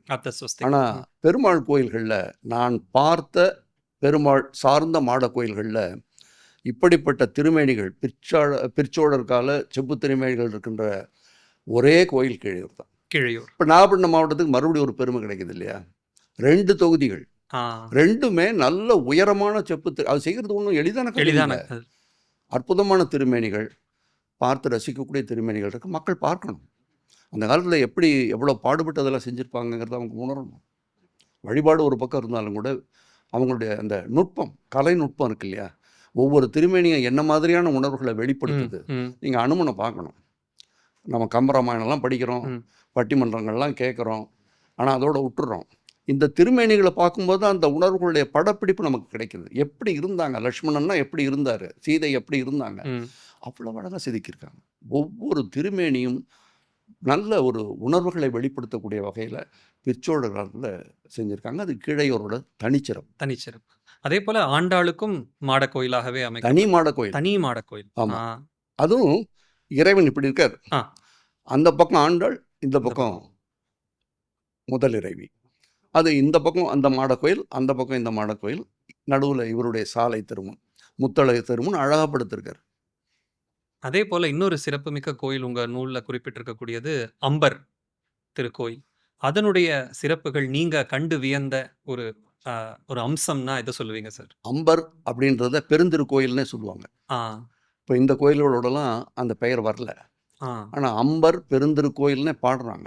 பாடும்போதே நம்ம இலக்கியங்களில் வருது இல்லையா, 10 இலக்கியங்கள், அம்பர் பெருந்திருக்கோயில். அம்பர்லேயே மாகாளம்னு ஒன்று இருக்கு பக்கத்துல. இந்த பெருந்திருக்கோயிலில் வந்து நான் பார்த்து வியந்தது உண்மையிலே மாடக்கோயில் இல்லை. ஏன்னா மாடக்கோயில் எல்லாத்த போலேயும் தான் இருக்கு, ஒன்றும் பெரிய வேறுபாடு இல்லை. அந்த கோயில் சோழர் காலத்தில் எவ்வளவு செழிச்சிருந்திருக்கணுன்றதுக்கு ஒரு எவிடன்ஸ் கிடச்சிது. அந்த எவிடன்ஸ் என்னென்னா, நம்ம பொதுவாக கோயில்களில் தேவக்கோட்டங்கள் பார்க்குறோம் இல்லையா, பெரிய இறை வடிவங்களை நிறுத்துவாங்க, விமானத்தில் 3 பக்கமாக. ஆமாம், அதுக்கு மேலே ஒரு தலைப்பிட்டார் போல் மகர தோரணம்னு ஒன்று வைப்பாங்க. ஒரு ஆர்ச், ஒரு ஆமா, அழகான ஒரு ஆர்ச். அழகான வளைவு. அதை ஏன் வைக்கிறாங்க அப்படின்னா, நம்மள நிறுத்தி பார்க்கறதுக்காக தான். ஏன்னா நம்ம வெறும் கோட்டத்த மட்டும் பார்த்தோம்னா, நமக்கு கவர்ச்சி இருக்காது. இந்த கவர்ச்சிய குடுக்குறது இந்த மகர தோரணம் தான். ஒரு ஏஸ்தெட்டிக் அப்பீல். கட்டாயமா. அப்போ அந்த மகர தோரணத்துல இருக்க ஒரு சிற்பத்த காப்பாத்துறான் சார், திருப்பணி அப்போ. ஏன்னா இப்ப இருக்கிறது வந்து கார கட்டடம். ஆ, அம்பர் பெருந்திருக்கோயில் கார கட்டடம். கார கட்டடம். ஓ! ஆனால் அது கல் கட்டுமானமாக இருந்தது என்பதை எடுத்துக்காட்ட அந்த மகர தோரணம் இருக்கு. ஓ! 3 சிற்பம் கிடைச்சிருக்கு. 3ல 1 ஒரு ஆடல் பெண். முக்கியமானது கீதோபதேசம். கீதா உபதேசம். ஓ! கிருஷ்ணர் தேர்ல போறாரு. பின்னால அர்ஜுனன் அர்ஜுன். நிற்கிறாரு. ஆ. இவர் திரும்பி அப்படி அதுக்கு உபதேசம் பண்றது. ஃபர்ஸ்ட் கிளாஸ் சிற்பம். ரொம்ப சின்ன சிற்பம். அளவு பார்த்தீங்கன்னா, சில சென்டிமீட்டர்ஸ் தான் இருக்கும். ஆனா அற்புதமான சிற்பம். கடவுள் நமக்கு காப்பாற்றி கொடுத்துருக்கிறார். அதை எங்க வச்சிருக்காங்க தெரியுமா? அந்த மண்டபத்தினுடைய வெற்றுத்தளம் ம், இருக்குங்க. ம். அதுல பொருத்தியிருக்காங்க. தனியா வச்சிருந்தாங்கன்னா போயிருக்கும். போயிருக்கும். நல்ல காலமா, புத்திசாலித்தனமா அதை சுவர்ல பதிச்சிருக்காங்க. இன்னைக்கும் இருக்கு. அதுவே பெருந்திருக்கோயிலுக்கு மிகப்பெரிய பெருமை. பெருமை. கீதாபதேசம் எத்தனை கோயில்கள்ல கல் சிற்பமா கிடைக்குது? இல்ல சார். அதுவும் பிற்சோழர் கால சிற்பமா? எங்கேயுமே கிடையாது. எனக்கு தெரிஞ்சு இப்படி ஒரு நுணுக்கமான, நுட்பமான, கலை அழகுடைய, கவரக்கூடிய ஒரு மகர தோரண சிற்பம் கீதா வேற எந்த உபதேசம் மாடலும் இல்ல. சிற்பமாக ரொம்ப ஆமா. பார்த்தது இல்ல. அண்ட் அதுல இன்னொன்னு பாருங்க. அந்த காலகட்டத்துல தேர் எப்படி இருந்ததுன்னு உங்களுக்கு தெரியுதுல்ல? தெரியுது. ஆ. தேரோட கட்டுமானத்தை நீங்க பார்க்க முடியுதுல்ல? ஒரு குதிரை இழுத்துட்டு போகுது. அதுக்கு உரிய சக்கரங்கள் இருக்கு. இலக்கியங்கள்ல வரக்கூடிய வரிகள அப்படியே படம் பிடிக்குதுல்ல? இங்க இவரு எப்படி தயங்கி நிக்கிறாரு? எப்படி அந்த அறிவுரையை அர்ஜுனன் நீங்க பார்க்கணும் அதுல. ம். அப்பதான் உங்களுக்கு தெரியும். அந்த கீதாபதேசத்தப்போ அர்ஜுனன் என்ன மாதிரி ஃபீல் பண்ணியிருப்பார் அப்படிங்கிற ம், அந்த ம். உணர்வுகள். ஒரு கல் சிற்பத்துல அவ்வளவு சின்ன சிற்பத்துல அந்த உணர்வுகள காட்டுறான் பாருங்க. மழுங்கி போன சிற்பம் தான். ம். புத்தம் புதுசு இல்ல. எத்தனை காலம் 700, 800 ஆண்டுகளுக்கு முன்னால செதுக்கப்பட்ட சிற்பம். அப்போ அம்பர் பெருந்திருக்கோயில் தான். அம்பர் பெருந்திருக்கோயில். இந்த ஒரு சிற்பமே அதை பெருந்திருக்கோயில் ஆக்கிடுது. அளவு மட்டும் இல்ல, கட்டுமானம் மட்டும் இல்ல. இந்த ஒரு சிற்பம் அந்த பெயருக்கேத்த மாதிரி அது அங்க அமைஞ்சிருக்கு. அதே போல நாகப்பட்டினம் பகுதியில இருக்கக்கூடிய இன்னொரு முக்கியமான மாடக்கோயில் நீங்க ஆவணப்படுத்தினது பெருங்கடம்பனூர். அந்த கோயிலினுடைய சிறப்புகள். பெருங்கடமனூர்ல குறிப்பிட்டு சொல்லும்படி ஒண்ணும் இல்ல. ஏன்னா, அத மறுகட்டுமானம் பண்ணவங்க அவ்வளோ அக்கறை எடுத்து செய்யல. ஓ! பிற்காலத்துல ஆமா. புனரமைச்சுட்டாங்க. அது இந்த பண்டாரவாடை ஆ, இதெல்லாம் ஆ. ஒரு எல்லாமே நீங்க எப்படி அதை செய்றீங்கங்கிறதையும் பொறுத்து இருக்குல்ல. ஒரு கோயில மறுபணி செய்யும் பொழுது அக்கறைன்றது ம், கொஞ்சம் ம். வருது. 2வது உங்களுக்கு அதுக்கான வசதிகள், நிதி உதவி கிடைக்கணும். ஆ. அப்படி ஒரு வாய்ப்புகள் இல்லாம ஆனாலும் காப்பாற்றப்பட்ட ஒரு மாடக்கோயில் தான் பெருங்கடமனூர். ம். அதே போல நீங்க உங்களுடைய ஆய்வு நூல் வெளிவந்ததற்கு பிறகு சில கோயில்கள் புதிதாக மாடக்கோயிலாக அடையாளப்படுத்தப்பட்டதா சொன்னீங்க. அந்த கோயில்கள பத்தி கொஞ்சம் சொல்ல முடியுமா சார்? நிச்சயமா சொல்லலாம். 4 கோயில்கள் நாங்க அதுக்கு பிறகு மாட கோயில்கள கண்டறிஞ்சோம். நண்பர்கள் சொன்னாங்க, ஆர்வலர்கள் தகவல் குடுத்தாங்க. ஒண்ணு வந்து திருவானேஸ்வரம்னு கல்லணைக்கு பக்கத்துல இருக்கு. கல்லணைக்கு பக்கத்துல. தஞ்சாவூர் மாவட்டம். ஆமா. தஞ்சை மாவட்டத்துல. திருவானேஸ்வரம். அது மாடக்கோயில் தான். ஒரு எளிமையான மாடக்கோயில். ஆனா அங்க கோச்செங்கனானுடைய சிற்பம் இருக்கிறதா சொல்றாங்க. ஒரு அரசனுடைய சிற்பம் இருக்கு. அதை அத கோச்செங்கனாக கோச்செங்கனான்னு அவங்க பண்றாங்க. அடையாளப்படுத்துறாங்க. ஆ. யானை ஏறாத கோயில்னு அத சொல்லுவாங்க. ஆ. அதுக்காக அத கட்டினாரு. ஏன்னா, யானை, சிலந்தி அந்த கதை இருக்கு இல்லையா? கோச்செங்கனனுக்கு பின்னால ஒரு கதை இருக்கு இல்லையா? ஆமா. அந்த கதைய வச்சு அத யானையோட அதனால தான் திரு ஆனேஸ்வரம். அங்க ஆனேஸ்வரம். யானை சிற்பம் ஒண்ணும் வச்சிருக்காங்க ம், ம், கோயிலுக்கு முன்னால. ம். ஒரு முருகன் கோயில் இருக்கு பாபநாசத்துக்கு பக்கத்துல. ம், அது சிவன் கோயிலா இருந்து முருகன் கோயிலா மாற்றப்பட்டது. ம். இப்ப நம்ம சிக்கல் மாதிரின்னு சிக்கல். வச்சுக்கோங்களேன். ஆ. அங்க மாடக்கோயில். முழுமையும் மாடக்கோயில். ஆனா அத முழுமையும் முருகன் கோயிலாக்கிட்டாங்க. இது எக்ஸாக்ட்டா எங்க இருக்கக்கூடிய அது வந்து பாபநாசத்துலேருந்து ஒரு 5 அல்லது 6 கிலோமீட்டர் தொலைவுல இருக்கு. ம். ஒதுக்குப்புறமா தான் இருக்கு. மக்கள் வரத்து அதிகம் இல்ல. ஆனா முருகன் கோயில். முருகன் கோயில். சிவனும் உமையும் லிங்கமும் பார்வதியும் முன்னால கொண்டு வந்து வச்சிருக்காங்க. ஆ. முன் மண்டபத்துல பாதுகாப்பா தான் இருக்கு. ம், ம். ஆனா அது முற்றிலும் இப்போ முருகன் கோயிலா மாறி போச்சு. ஆனா மாடக்கோயில் தான். 3வது பெரிய ஸ்ரீகோயில்னு திருச்சிராப்பள்ளி மாவட்டத்துல இருக்கிற திருவள்ளரை. திருவள்ளரை. ஆ. திருவள்ளரை வந்து மங்கையாழ்வார் பாடியிருக்காரு. ஆமா. அது வந்து ஒரு பெரிய குடைவரை இருக்கு அங்க. ஆ. தமிழ்நாட்டு குடைவரைகள்ல ஒரு மிகப்பெரிய குடைவரை அங்க இருக்கு. அந்த குடைவரையில பல்லவர் கால கல்வெட்டுகள் இருக்கு, சோழர் கால கல்வெட்டுகள் இருக்கு. அந்த கல்வெட்டுகள் எல்லாமே இந்த கோயில பெரிய ஸ்ரீ கோயில்னு சொல்லுது. பெரிய ஸ்ரீ கோயில். ஆ. ஆமா. ஏன் அந்த கல்வெட்டுகள் அங்க இல்லாம இங்க இருக்குன்னா, அது செங்கல் கட்டடமா இருந்தது. ஆ. அது செங்கல் கட்டடமாக இருந்ததுன்னா, இந்த பெரிய இந்த திருவள்ளரை கோயில் முழுமையடையல. முழுமை அடையல. நிறைவடையாத தமிழ்நாட்டு குடைவரைகள் அது ஒண்ணு. ம், ம். என்றாலும், அதுல இருக்கிற கல்வெட்டுகள் எல்லாம் அந்த கோயில பத்தி பேசுது. பெரிய ஸ்ரீ கோயில் இங்கே யார் இருந்தா, இறை வடிவம் எது இருந்தது, ராஜாதித்தனுடைய அம்மா கொடுத்துருக்காங்க. அப்படி குடைகள் கொடுக்கப்பட்ட ஒரு வளமான கோயில், பெருமாளோட கோயில். அந்த கோயில் மாடக்கோயில். அதில் இன்னைக்கும் அந்த கோயிலோட தாங்குதளத்துக்கு கீழே இருக்கிற துணைத்தளத்தில் பல்லவ சிற்பங்கள் இருக்குது, அட்டகாசமான சிற்பங்கள். நீங்கள் பல்லவர் காலத்தில் இந்த மாதிரி துணைத்தள சிற்பங்கள் தமிழ்நாட்டில் வேறு எங்கேயுமே கிடையாது, அங்கே மட்டும்தான் இருக்குது. பல்லவர் பகுதியிலேயே கிடையாது. ஏன்னா நாங்கள் இப்போ தான் பல்லவர் கட்டுத்தளிகள் ஒரு நூலை கொண்டு வந்தோம், 28 கோயிலில் ஆய்வு செய்து. அங்கெல்லாம் இல்லாதது இங்கே இருக்குது. இங்கே இருக்கு அற்புதமான சிற்பங்கள். நீங்கள் அந்த சிற்பங்களை பார்த்தீங்கன்னா அந்த குடக்கூத்தே இருக்குது. குடக்கூத்து ஆடல் வடிவங்கள், பழங்கால ஆட வடிவங்கள், நம்ம சிலப்பதிகாரத்தில் பேசுகிற 11 ஆடல். ஆமாம், அங்கே இருக்குது. அது கண்ணன் ஆடுற மாதிரியே அழகாக பண்ணியிருக்காங்க. சிவபெருமான் சிற்பமும் 1-2 இருக்குது. ஆனால் பெரும்பாலும் வைணவ வடிவங்கள் அழகாக செதுக்கியிருக்காங்க. அங்கே 2 வாயில் கொடுக்குறாங்க. அந்த மாட கோயிலுக்கு 2 வாயில் கொடுக்குறாங்க. 2மே படிக்கட்டுகளோடு இருக்குது. வலப்புறம் ஒன்று, இடப்புறம் ஒன்று. மேலே மாட கோயிலுக்குள்ளே போனீங்கன்னா அங்கே இறை திருமுன் இருக்கு இல்லையா, அதை சுற்றி வர்றதுக்கு ஒரு திருச்சுற்று பண்ணியிருக்காங்க. அது பார்த்தீங்கன்னா உங்களுக்கு சாந்தாரம் மாதிரி தெரியும். தஞ்சாவூர் கோயிலில் இருக்க மாதிரிலாம் சாந்தார விமானம்னு சொல்லிடுவாங்க. அல்ல அல்ல, அது திருச்சுற்று, உள் திருச்சுற்று. இதே மாதிரி நல்லூரில் இருக்கு, அதுவும் மாட கோயில். அதுவும் ஆமாம், அது பல்லவர் கால கோயில். இதுவும் பல்லவர் கால கோயில், அதுவும் பல்லவர் கால. அந்த நல்லூர் திருச்சி இல்ல, திருச்சி இல்ல, தஞ்சாவூர் நல்லூர் பாபநாசத்துக்கு பக்கத்தில் இருக்கு. திருநல்லூர் அருமையான கோயில், மணவழகர் கோயில். இந்த 2 கோயில்களுமே பல்லவர் காலத்தில் இருந்த கோயில்கள். அதற்கு இதெல்லாம் சான்றுகள். அங்கேயும் கருவறைக்குள்ள பல்லவர் கோயில்கள் போல சிற்பங்கள் இருக்கு. சிவபெருமானும் உமையும் உட்கார்ந்துருக்காங்க. இந்த பக்கம் நான்முகன், இந்த பக்கம் விஷ்ணு போட்டுக்கிற மாதிரியெல்லாம் அதில் சுதை வடிவங்கள் இருக்கு. அருமையான கோயில் நல்லூர். அதுக்கு இணையான கோயில் பெரிய ஸ்ரீ கோயில். பெரிய ஸ்ரீ மங்கையாழ்வார் பாடியிருக்கார், சாசனம் பண்ண கோயில். அதோட இந்த மாதிரி நமக்கு கல்வெட்டுகளும் நிறைய கிடைக்குது. அந்த கோயிலை பற்றிய செய்திகள் குடைவரையிலிருந்து நமக்கு கிடைக்கும். சார், இந்த கோச்செங்கனான் குறித்து முதலாக மிக விரிவாக ஆய்வு செய்து அவரை அவருடைய காலகட்டம் என்பதை நிர்ணயிச்சது உங்களுடைய தந்தையார், வரலாற்று அறிஞர், தமிழ் அறிஞர் ராஜமாணிக்கனார் ஐயா. ஆமாம். அதை தொடர்ந்து நீங்க இந்த ஆய்வுக்குள்ள நுழைஞ்சீங்க. முதலில் நீங்க சென்று நேரில் ஆய்வு செய்த மாடக்கோயில், அதனுடைய தொடர்ச்சி, அதுக்கப்புறம் வந்த ஒரு தமிழ்நாட்டிற்கே மிகப்பெரிய கொடை உங்களுடைய ஆய்வு நூல். உங்களுடைய ஆய்வு பயணத்தை பற்றி கொஞ்சம் சொல்ல முடியுமா சார்? அது எப்படி தொடங்குச்சுன்னா, ரொம்ப சுவையான ஒரு கதை. நான் ஒரு கண் மருத்துவம்னா திருச்சிராப்பள்ளியில் ஒழுங்காக மருத்துவம் பார்த்துக்கிட்டு இருந்தேன். ஒரு சிவாச்சாரியார் எங்கிட்ட கேட்ராக்ட், வெளியாடி வெளுப்புக்கு அறுவை பண்ணிக்கிட்டார். அறுவை முடிஞ்சதும் என் கோயிலுக்கு வாங்கன்னு அழைச்சார். உங்கள் பேரில் ஒரு அர்ச்சனை பண்ணணும், எனக்கு பார்வை கிடச்சிருக்கு அப்படின்னு. போனேன். பஞ்சவர்ண சாமி கோயில் உறையூரில் இருக்குது. அழைச்சிட்டு போய் கோயிலை அவர் செய்ய வேண்டியதெல்லாம் செஞ்சு திருநீரெல்லாம் கொடுத்தாரு, எடுத்து பூசிக்கிட்டு. எனக்கு அப்போ கோயிலை பற்றி ஒன்றும் தெரியாது. நான் அந்த கோயிலை சுற்றி வரும்போது அம்மன் கோயிலுக்கு பக்கத்தில் ஒரு தூணில் ஒரு சின்ன சிற்பம், ஒரு ஆடவர் சைக்கிள் ஓட்டுற மாதிரி பார்த்தேன். உண்மையில் அதிர்ச்சி ஆயிடுச்சு எனக்கு. அவர் அப்போ தான் சொன்னார், சம்பந்தர் பாடினது, கோச்செங்கனான் எழுப்புனது 6ஆம் நூற்றாண்டுலேருந்து இருக்குது. 6ஆம் நூற்றாண்டுங்கிறாரு, சம்பந்தங்கிறாரு, சைக்கிள் இருக்கேன்னு அவரை கேட்டேன். ஐயா, இங்கே சைக்கிள் ஓட்டுற மாதிரி இருக்கே, இது எப்படின்னு கேட்டேன். அப்படி பார்த்தாரு. நான் இது வரைக்கும் பார்த்ததே இல்லைங்களே அப்படின்னாரு. எதுக்கும் நம்ம ஈவோ கிட்ட கேட்போன்னு அழைச்சிட்டு போனார். ஈவோ கிட்ட போனோம். அவர் நான் 1 மாதம்தான் சார் ஆகுது ட்ரான்ஸ்ஃபர் ஆகி நான் இன்னும் அதை பார்க்கல. இருந்தாலும் இதை பற்றி தலைவரலர் ஒரு ஐயா எழுதியிருக்காரு, அவர் நம்பர் கொடுக்குறேன், நீங்கள் போய் பாருங்கன்னாரு. நான் கிளினிக்கெல்லாம் முடிச்சுட்டு சாயங்காலமே அவரை போய் பார்த்தேன், ஒரு ஃபோன் பண்ணிவிட்டு.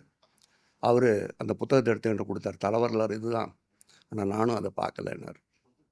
எனக்கு வியப்பாக இருந்தது. கோயில் சார்ந்த 3 பேர், ஒருத்தர் அங்கே வழிபாடு செய்கிறவர், ஒருத்தர் அதை நிர்வகிக்கிறவர், ஒருத்தனுடைய வரலாறு எழுதினவர். இந்த 3 பேருக்கும் கோயிலை பற்றி தெரியல. ஆனால் அதை மாட கோயிலுங்கிறாங்க, கோச்செங்கனான்ங்கிறாங்க, சைக்கிள் சிற்பம் இருக்குது. அதனால் நான் தலைவரலாறு முழுக்க படிச்சுட்டு இதெல்லாம் புரிஞ்சுக்கொள்ள ஒரு முயற்சி பண்ணேன். கோச்செங்கனான் யார், அதனுடைய விளைவு செந்தமிழ் செல்வியில் ஓராண்டு கட்டுரை எழுதினேன்.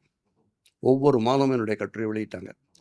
கோச்செங்கனான் யாருங்கிறத ஓராண்டு ஆய்வு செய்து இலக்கியங்கள் எல்லா சான்றுகளும் படித்தேன், உழைத்தேன், கடுமையாக உழைத்தேன். அதன் மூலமாக எனக்கு பெரிய மகிழ்ச்சி. இந்த 3க்கும் எனக்கு விட கிடைச்சது. அப்போ தேடினா கிடைக்குது, யாரும் தேட விரும்புறதில்ல. வரலாறு இருக்கு, ஆனால் அது தேட மாட்டேங்கிறாங்க. தட்டினா தானே கதவு திறக்கும். கோச்செங்கனானுக்காக நான் உண்மையிலேயே ஆர்வமாக எனக்கு எப்பெல்லாம் வாய்ப்பு கிடைச்சதோ அப்போல்லாம் கோயிலில் தேடி போனேன். முதல்ல ஒரு 10 கோயில் பார்த்தோம். அப்புறம் ஒரு 18 கோயில். இதுக்கு தர்மபுர ஆதீனம் வெளியிட்டிருக்கிற தேவார அந்த திருமுறைகள்லாம் ரொம்ப உதவுச்சு. ஏன்னா அதில் சுந்தரேஸ்வர வாண்டியருங்கிற ஒரு ஐயா அதற்கு நிறைய கல்வெட்டு குறிப்புகள்லாம் எழுதியிருந்தாங்க. அவங்க சில கோயில் எழுதியிருந்தாங்க. பாடல்கள் படித்தேன். முழுக்க திருமுறை பூரா வாசித்தேன். அப்போ தான் அவங்க சம்பந்தர் மாடக்கோயிலுங்கிற வார்த்தையே பயன்படுத்தியிருக்கார். அப்பர் பெருமான் பெருந்திருக்கோயிலுங்கிற வார்த்தையை பயன்படுத்தியிருக்கார். கல்வெட்டுகளை படிக்க பழகின பிறகு செம்பியன் மாதேவி அந்த வார்த்தை பயன்படுத்துகிறாங்க. தலச்சங்காடில் பெருந்திருக்கோயில்னு சொல்கிறாங்க. அதை அதாவது மாடக்கோயில பெருந்திருக்கோயில்ங்கிற வார்த்தையை பயன்படுத்தி பெரிய திருக்கோயில். எவ்வளோ பெரிய வார்த்தையை யோசிச்சுப்பாரு. நிச்சயமா அதனுடைய உயரம், கட்டுமானம், அந்த வித்தியாசம் இதெல்லாம் பார்த்து தான் சொல்கிறாங்க. பிறகு அடுத்த கட்டம் அதுக்கு இடையில நிறைய நம்மளுக்கு இடையூறுகள் வருது இல்லை, வெவ்வேறு ஆய்வுகள் வருது, அப்படியே நின்று போச்சு. கட்டுரைகள் எழுந்தோட நின்றுச்சு. வேணி தேவின்னு சீதாலட்சுமி ராமசாமி கல்லூரியில் வரலாற்றுத்துறை தலைவர், அவங்க ஒரு பிஹெச்டி பண்ணணும்னு வந்தாங்க. இந்த இருண்ட காலம்னு சொல்கிறாங்க பாருங்கள், கிபி 300 600 இதுக்கு இடைப்பட்ட காலத்தை பற்றி ஆராயணும்னு ஆசைப்பட்டாங்க. எனக்கு ரொம்ப மகிழ்ச்சியாக போச்சு. நம்ம ஆளுங்க இருக்கார் கோச்செங்கனான், அதனால் வாங்கன்னு அழைச்சி நாங்கள் தான் முழுக்க அவங்களுக்கு உதவி பண்ணோம். அவங்க இதை கட்டாயம் செய்வோம் டாக்டர்னு சொல்லி அவங்களோட தொடர்ந்து 2வது கட்டமாக இந்த மாட கோயில்களை பற்றி விரிவான ஆய்வு பண்ணோம். எல்லா இடங்களுக்கும் போனோம். எங்கள் பேராசிரியர் நளினி எங்களோட கல்வெட்டு ஆய்வாளர் இருக்காங்க. எல்லா கல்வெட்டுகளையும் வாசித்தாங்க. அது மறுபடியும் அவங்களுடைய பிஹெச்டி முடிஞ்சதும் நின்றுச்சு. ஏன்னா அதுக்கடையில் வேறு நூல்கள், அதனால் இதை முழுமையாக செய்ய முடியல. இந்த நூல் கொண்டு வரணும்னு நாங்கள் நினச்ச போது 3வது கட்டமாக இந்த ஆய்வை எடுத்தோம். அப்போ பேராசிரியர் நளினி, நான், எங்கள் மையத்தில் இருக்க பேராசிரியர் அகிலா 3 பேரும் தான் எல்லா கோயில்களையும் பார்த்தோம். இப்போ பத்மநாபன் அப்படின்னு அறநிலைத்துறையில் ஒரு நண்பர் இருந்தார். அவர் சில மாட கோயில்களை கண்டுபிடிச்சி உதவினார். ஒரு வட்டாட்சியர் இருந்தார். அவர் சில மாட கோயில்களை அதாவது நான் எல்லார்கிட்டையும் என்கிட்ட கற்றுக்கொள்ளணும்னு வந்த எல்லாருக்கிட்டையுமே மாட கோயில் இருந்தால் சொல்லுங்கள், இவங்க கண்ணில் பட்டுதுன்னா காட்டுங்க. அந்த பெருங்கடம்பனூர்லாம் அப்படி கிடச்சது தான். அதே போல் நாகப்பட்டினத்துலேயே 2 கோயில் இருக்குது. மலை ஈஸ்வரம் ஒன்று, சட்டநாதர் ஒன்று. இந்த 2மே எனக்கு மாட கோயில்னு தெரியாது. அதை எங்களுக்கு சொன்னவர் அந்த வட்டாட்சியர் தான். அவர் ஒரு வரலாற்று சங்கமே அதுக்கு பிறகு ஆரம்பித்தார். அப்படி வந்தவர்கள் எல்லாருமே ஆர்வமாக அதில் எங்களுக்கு உதவுனாங்க. இது ஒரு பெரிய கூட்டம் வேலை பார்த்தது. ஒரு தனி மனிதனுடைய பணி அல்ல. வரலாறை தேடி ஒரு கூட்டம் உழைச்சிது. ஆர்வத்தோட கண்டுபிடிக்கணும், கோச்செங்கனான் யாருன்னு உலகத்துக்கு காட்டணும், மாட கோயில்கள் என்னன்னு எல்லாருக்கும் தெரியணும். 32 கோயில்களை கண்டுபிடிச்சி ஒரு புத்தகம் போட்டோம். அதுக்கு பிறகு 4 கோயில். ஆக இப்போது தமிழ்நாட்டில் 36 மாட கோயில்களை எங்களால் அடையாளப்படுத்த முடிஞ்சிருக்கு. இதற்கு உதவிய எல்லாருக்கும் இந்த வாய்ப்பை பயன்படுத்தி நான் நன்றி சொல்லணும். ஏன்னா ஒரு அருமையான கலை வடிவத்தை மக்கள் முன்னால் நிறுத்துறதுக்கு ஒரு வாய்ப்பு, ஒரு பெரிய வாய்ப்பு. நீங்கள் பார்த்த ஆய்வு செய்த மாட கோயில்களில் வியந்து போன கோயில்கள் நிறையா இருக்கும். இன்றைக்கும் உங்களுக்கு தோடின உடனே இந்த கோயில் மாட கோயிலினுடைய அழகியலுடைய உச்சம் அல்லது ஏஸ்தட்டிக்காக அதுதான் ரொம்ப ஒரு அப்பீலிங்காக இருக்கக்கூடிய கோயில், உங்களுடைய பர்சனல் ஃபேவரட் அந்த மாதிரி ஏதாவது இருக்கா சார்? எவ்வளோ சொல்லலாங்க, எவ்வளோ சொல்லலாம். 2 சிறப்பான கோயில்களை சொல்லலாம். ஒன்று நல்லூர், அருமையான கோயில், அழகான மாட கோயில், பல்லவர் கால எச்சங்களை கொண்டிருக்கிற ஒரு சிறப்பான கோயில், மணவழகர் கோயில்னு சொல்லுவாங்க. அதில் தான் ஒரு அற்புதமான ஆடவல்லான் இருந்துருக்கு. அது இப்போ தெருவிட மருதூரில் வச்சுருக்காங்க பாதுகாப்பாக. அந்த ஆடவல்லான் எந்த கரணத்தையும் காட்டலை, இறைவனுடைய இயல்பான ஆடலையும் காட்டலை. அது ஒரு வித்தியாசமான ஆடல் வடிவம். கையில் தலைக்கோலோட, தமிழ்நாட்டில் தலைக்கோலோடு கிடைத்த முதல் செப்பு திருமேனி அதுதான். அது இந்த மாடக்கோயில் ஆய்வுகளில் எங்களுக்கு கிடைச்ச ஒரு மாபெரும் பொக்கிஷம். அந்த நல்லூர் மாடக்கோயில் அருமையான கட்டடம். இன்றைக்கும் நீங்கள் போனீங்கன்னா வியந்து பார்க்கலாம். ஏன்னா கீழே பூரா கல் கட்டுமானம், உத்தம சோழருடைய கல்வெட்டு இருக்குது. அங்கே ஒரு அற்புதமான புதிய கல்வெட்டு எங்களுக்கு கிடைச்சது. ராஜாதிராஜன் காலத்தில் எப்படி நாடகம் நடித்தாங்கங்கிறது எழுதியிருக்காங்க. திருவாவடுதுறை மடத்துக்கு கீழே இருக்குது. அருமையான கல்வெட்டு. நெற்றிக்கண் நங்கைன்னு பேர் அந்த அம்மாவுக்கு. அந்த ஆடல் அரசியோட பேர். அந்த அம்மா நான் இல்லாத நேரத்தில் நீ நடின்னு சொல்லி ஒருத்தருக்கு பிரதி கொடுக்குது. அதை எழுதி கொடுக்குறாங்க. பிரதி கொடுத்தல்னே சொல்கிறாங்க. இந்த வார்த்தைகள்லாம் கேட்கும் பொழுது வியப்பாக இருக்குது. அப்போது 12ஆம் நூற்றாண்டில் எந்த அளவுக்கு நாடகக்கலை வளர்ந்துருக்கணுங்கிறது அந்த கல்வெட்டு. இன்னொரு மாடக்கோயில் நாகப்பட்டினம் மாவட்டத்தில் இருக்குது. கீழ்வேளூர்னு சொல்லுவாங்க. கீழ்வேளூர்னு சொன்னீங்கன்னா ஊரை காட்ட மாட்டாங்க. கீழ்வேளூர்னீங்கன்னா தான் காட்டுவாங்க. அற்புதமான கோயில், முத்தள கோயில். அது அந்த கோயிலோட எல்லா மண்டபங்களுக்குமே வெற்றுத்தலம் இருக்கு. முத்தள கோயில். ஆமா. நீங்க முன்னாடி சொன்ன அந்த திருமால் கோயிலோட சேர்த்து கொள்ள வேண்டிய கோயில் ஆமா. இது. ஆ. இந்த விமான முத்தளம், அதுக்கு கீழே ஒரு வெற்றுத்தலம். ஓ! நல்ல அருமையான கோயில், கருங்கல் கோயில். எனக்கு தெரிஞ்சே தமிழ்நாட்டில் நான் பார்த்த மாட கோயில்களில் கட்டடமாகட்டும், சிற்பமாகட்டும், சுற்றுச்சுவரில் இருக்கக்கூடிய மற்ற சிற்பங்களாகட்டும், அற்புதமான கோயில். கீவளூர். நீங்கள் அந்த சுற்றுச்சுவர் பக்கம் போய் நின்று பிரகாரம்னு சொல்கிறீங்க இல்லையா, ஒரு சுற்றி வந்தீங்கன்னா வரலாறு படிக்கலாம் சார். துளஜா அங்கே திருப்பணி பண்ணியிருக்காரு, துக்காஜி பண்ணியிருக்காரு, மராத்திய அரசர்கள், அவங்களுடைய வடிவங்கள் இருக்குது கீழே பெயர்களோட. தஞ்சாவூர் மராத்திய மன்னர்கள் யானை குட்டி போடுறது சிற்பமாக செதுக்கியிருக்காங்க. பல்லக்கு பயணம் அந்த காலத்தில் எப்படி இருந்ததுன்னு நீங்கள் பார்க்கலாம். ஒரு திருவிழா எப்படி நடந்ததுன்னு காட்டியிருக்காங்க. பிள்ளை பேர், பாலுணர்வு சிற்பங்கள், என்ன வேணும் உங்களுக்கு வாழ்க்கையை பற்றி, அவ்வளவும் கீவளூரில் இருக்குது. எல்லா செய்திகளும் இருக்குது. சிற்பங்கள் பிற்கால சிற்பங்கள்னா கூட தெளிவாக இருக்குது.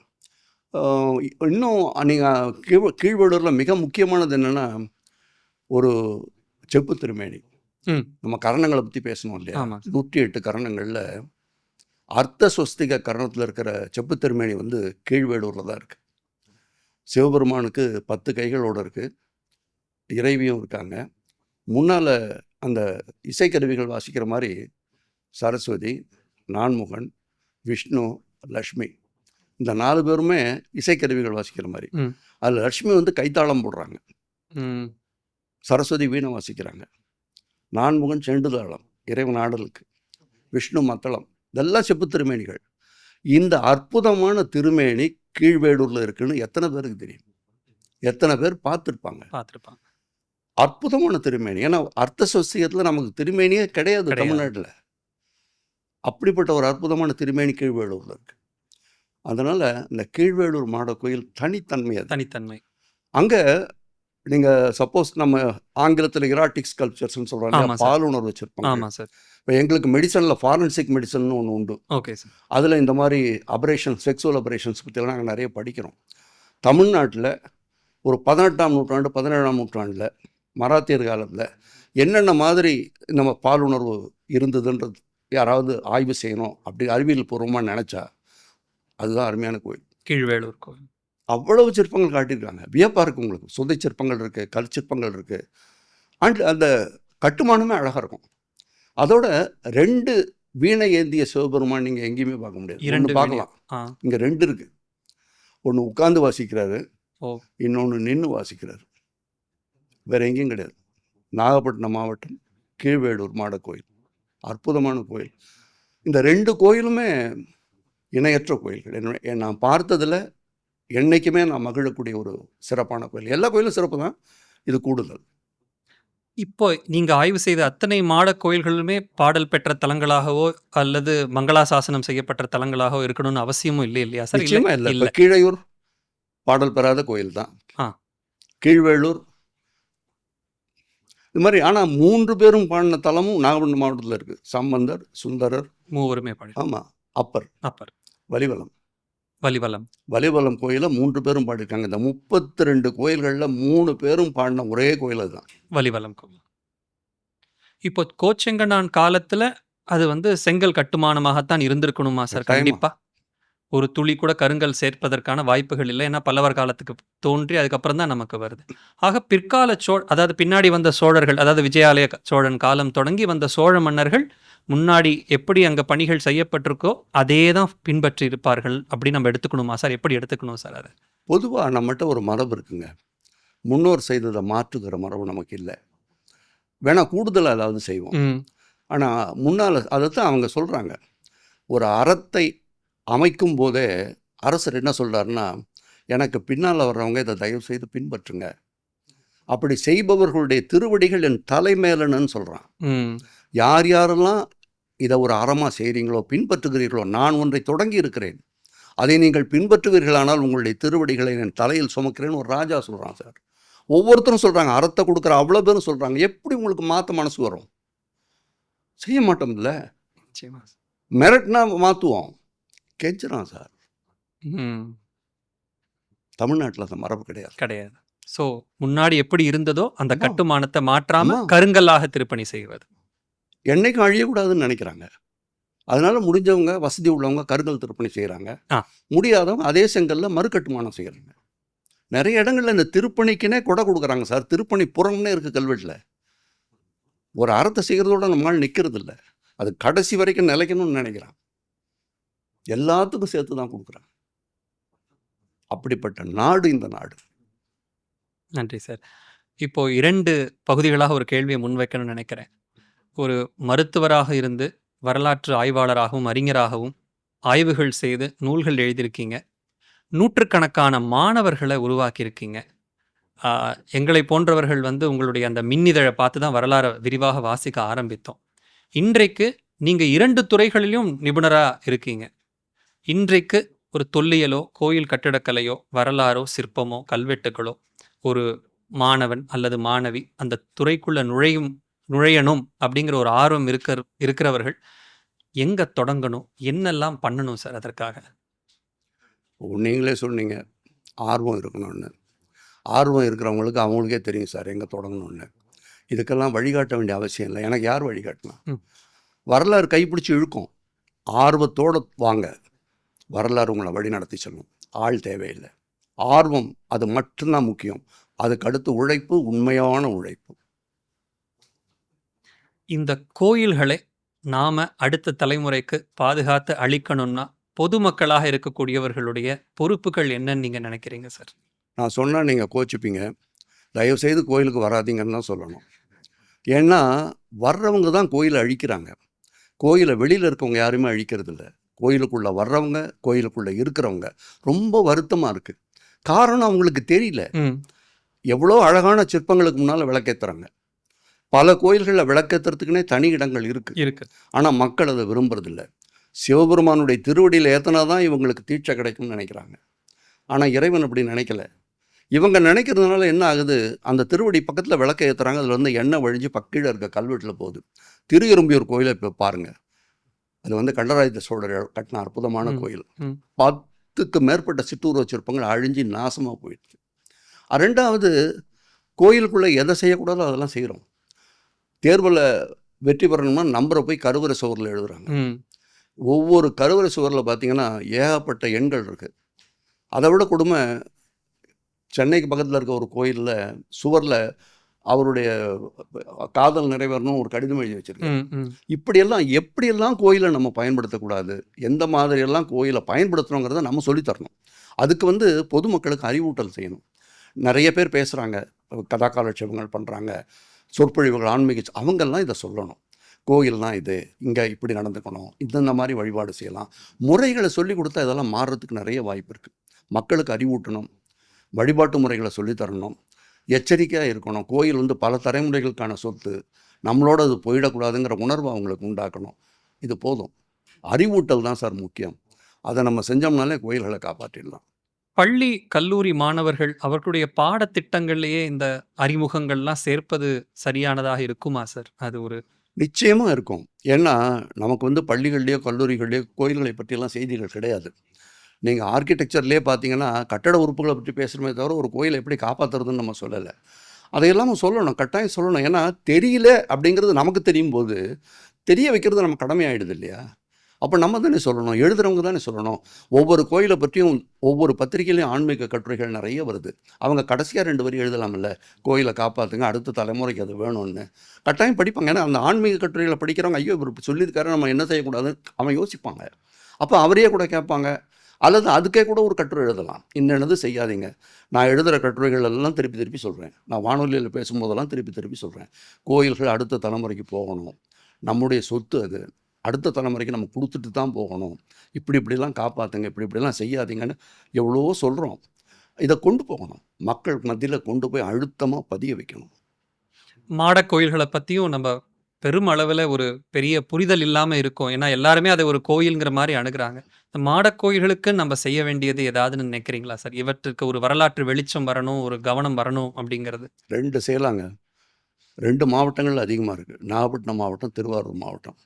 இந்த 2 மாவட்டத்துலேயும் இருக்கக்கூடிய ஆட்சி அமைப்பு, கல்லூரிகள், இதெல்லாம் மக்கள்கிட்ட இதை கொண்டு போகலாம். இதற்கான சின்ன சின்ன ஒரு அறிவிப்புகள் மாதிரி போட்டு, இந்த கோயில் இப்படி சிறப்பு, என்னென்ன வகையில் இதில் பார்க்கலாம், இது இந்த மாதிரி பாடல்களில் சொல்லப்பட்டிருக்குன்னு ஒரு சின்ன அறிவிப்பு. அந்த கோயிலுக்கு அவங்க வரக்கூடிய வகையில் ஏதாவது ஒரு சிறப்பு நிகழ்ச்சி, அப்போது மக்கள் தானாக வருவாங்க. வந்து ஒரு தடவை பார்த்து பழகிட்டாங்க அப்படின்னா, அந்த கோயிலில் இருக்கவங்களுக்கு அதை பற்றி அறிவூட்டல் கொடுத்தா அவங்க வர்றவங்களுக்கு இதை சொல்லுவாங்க. இப்படித்தான் நம்ம அதை அனுப்பணும். ஒவ்வொருத்தரும் அந்த முயற்சி எடுத்தாங்கன்னா நிச்சயமாக நடக்கும். இதை எல்லாரும் சேர்ந்து செய்யணும். ஒருத்தர் தனிப்பட்ட முறையில் அதை செஞ்சிட முடியாது. இவ்வளவு நேரம் எங்களுக்காக உங்களுடைய காலத்தை கொடுத்து மாட கோயில்கள் குறித்து உங்களுடைய ஆய்வுகளையும், நம்ம மாட கோயில்களை எவ்வாறு அணுகி அதனுடைய வரலாற்று தன்மையை புரிஞ்சுக்கணுங்கிறதையும் மிக விளக்கமாகவும் எளிமையாகவும் உங்களுடைய கருத்துக்களை பகிர்ந்து கொண்டதற்கு நன்றி சார். வணக்கம். நான் தான் உங்களுக்கு நன்றி சொல்லணும். கோயில்களை பற்றிய செய்திகளை மக்கள்கிட்ட பகிர்ந்து கொள்வது என் கடமை இல்லையா? அதுக்கு ஒரு வாய்ப்பு கொடுத்தீங்க. உளமார்ந்த நன்றி. வணக்கம்.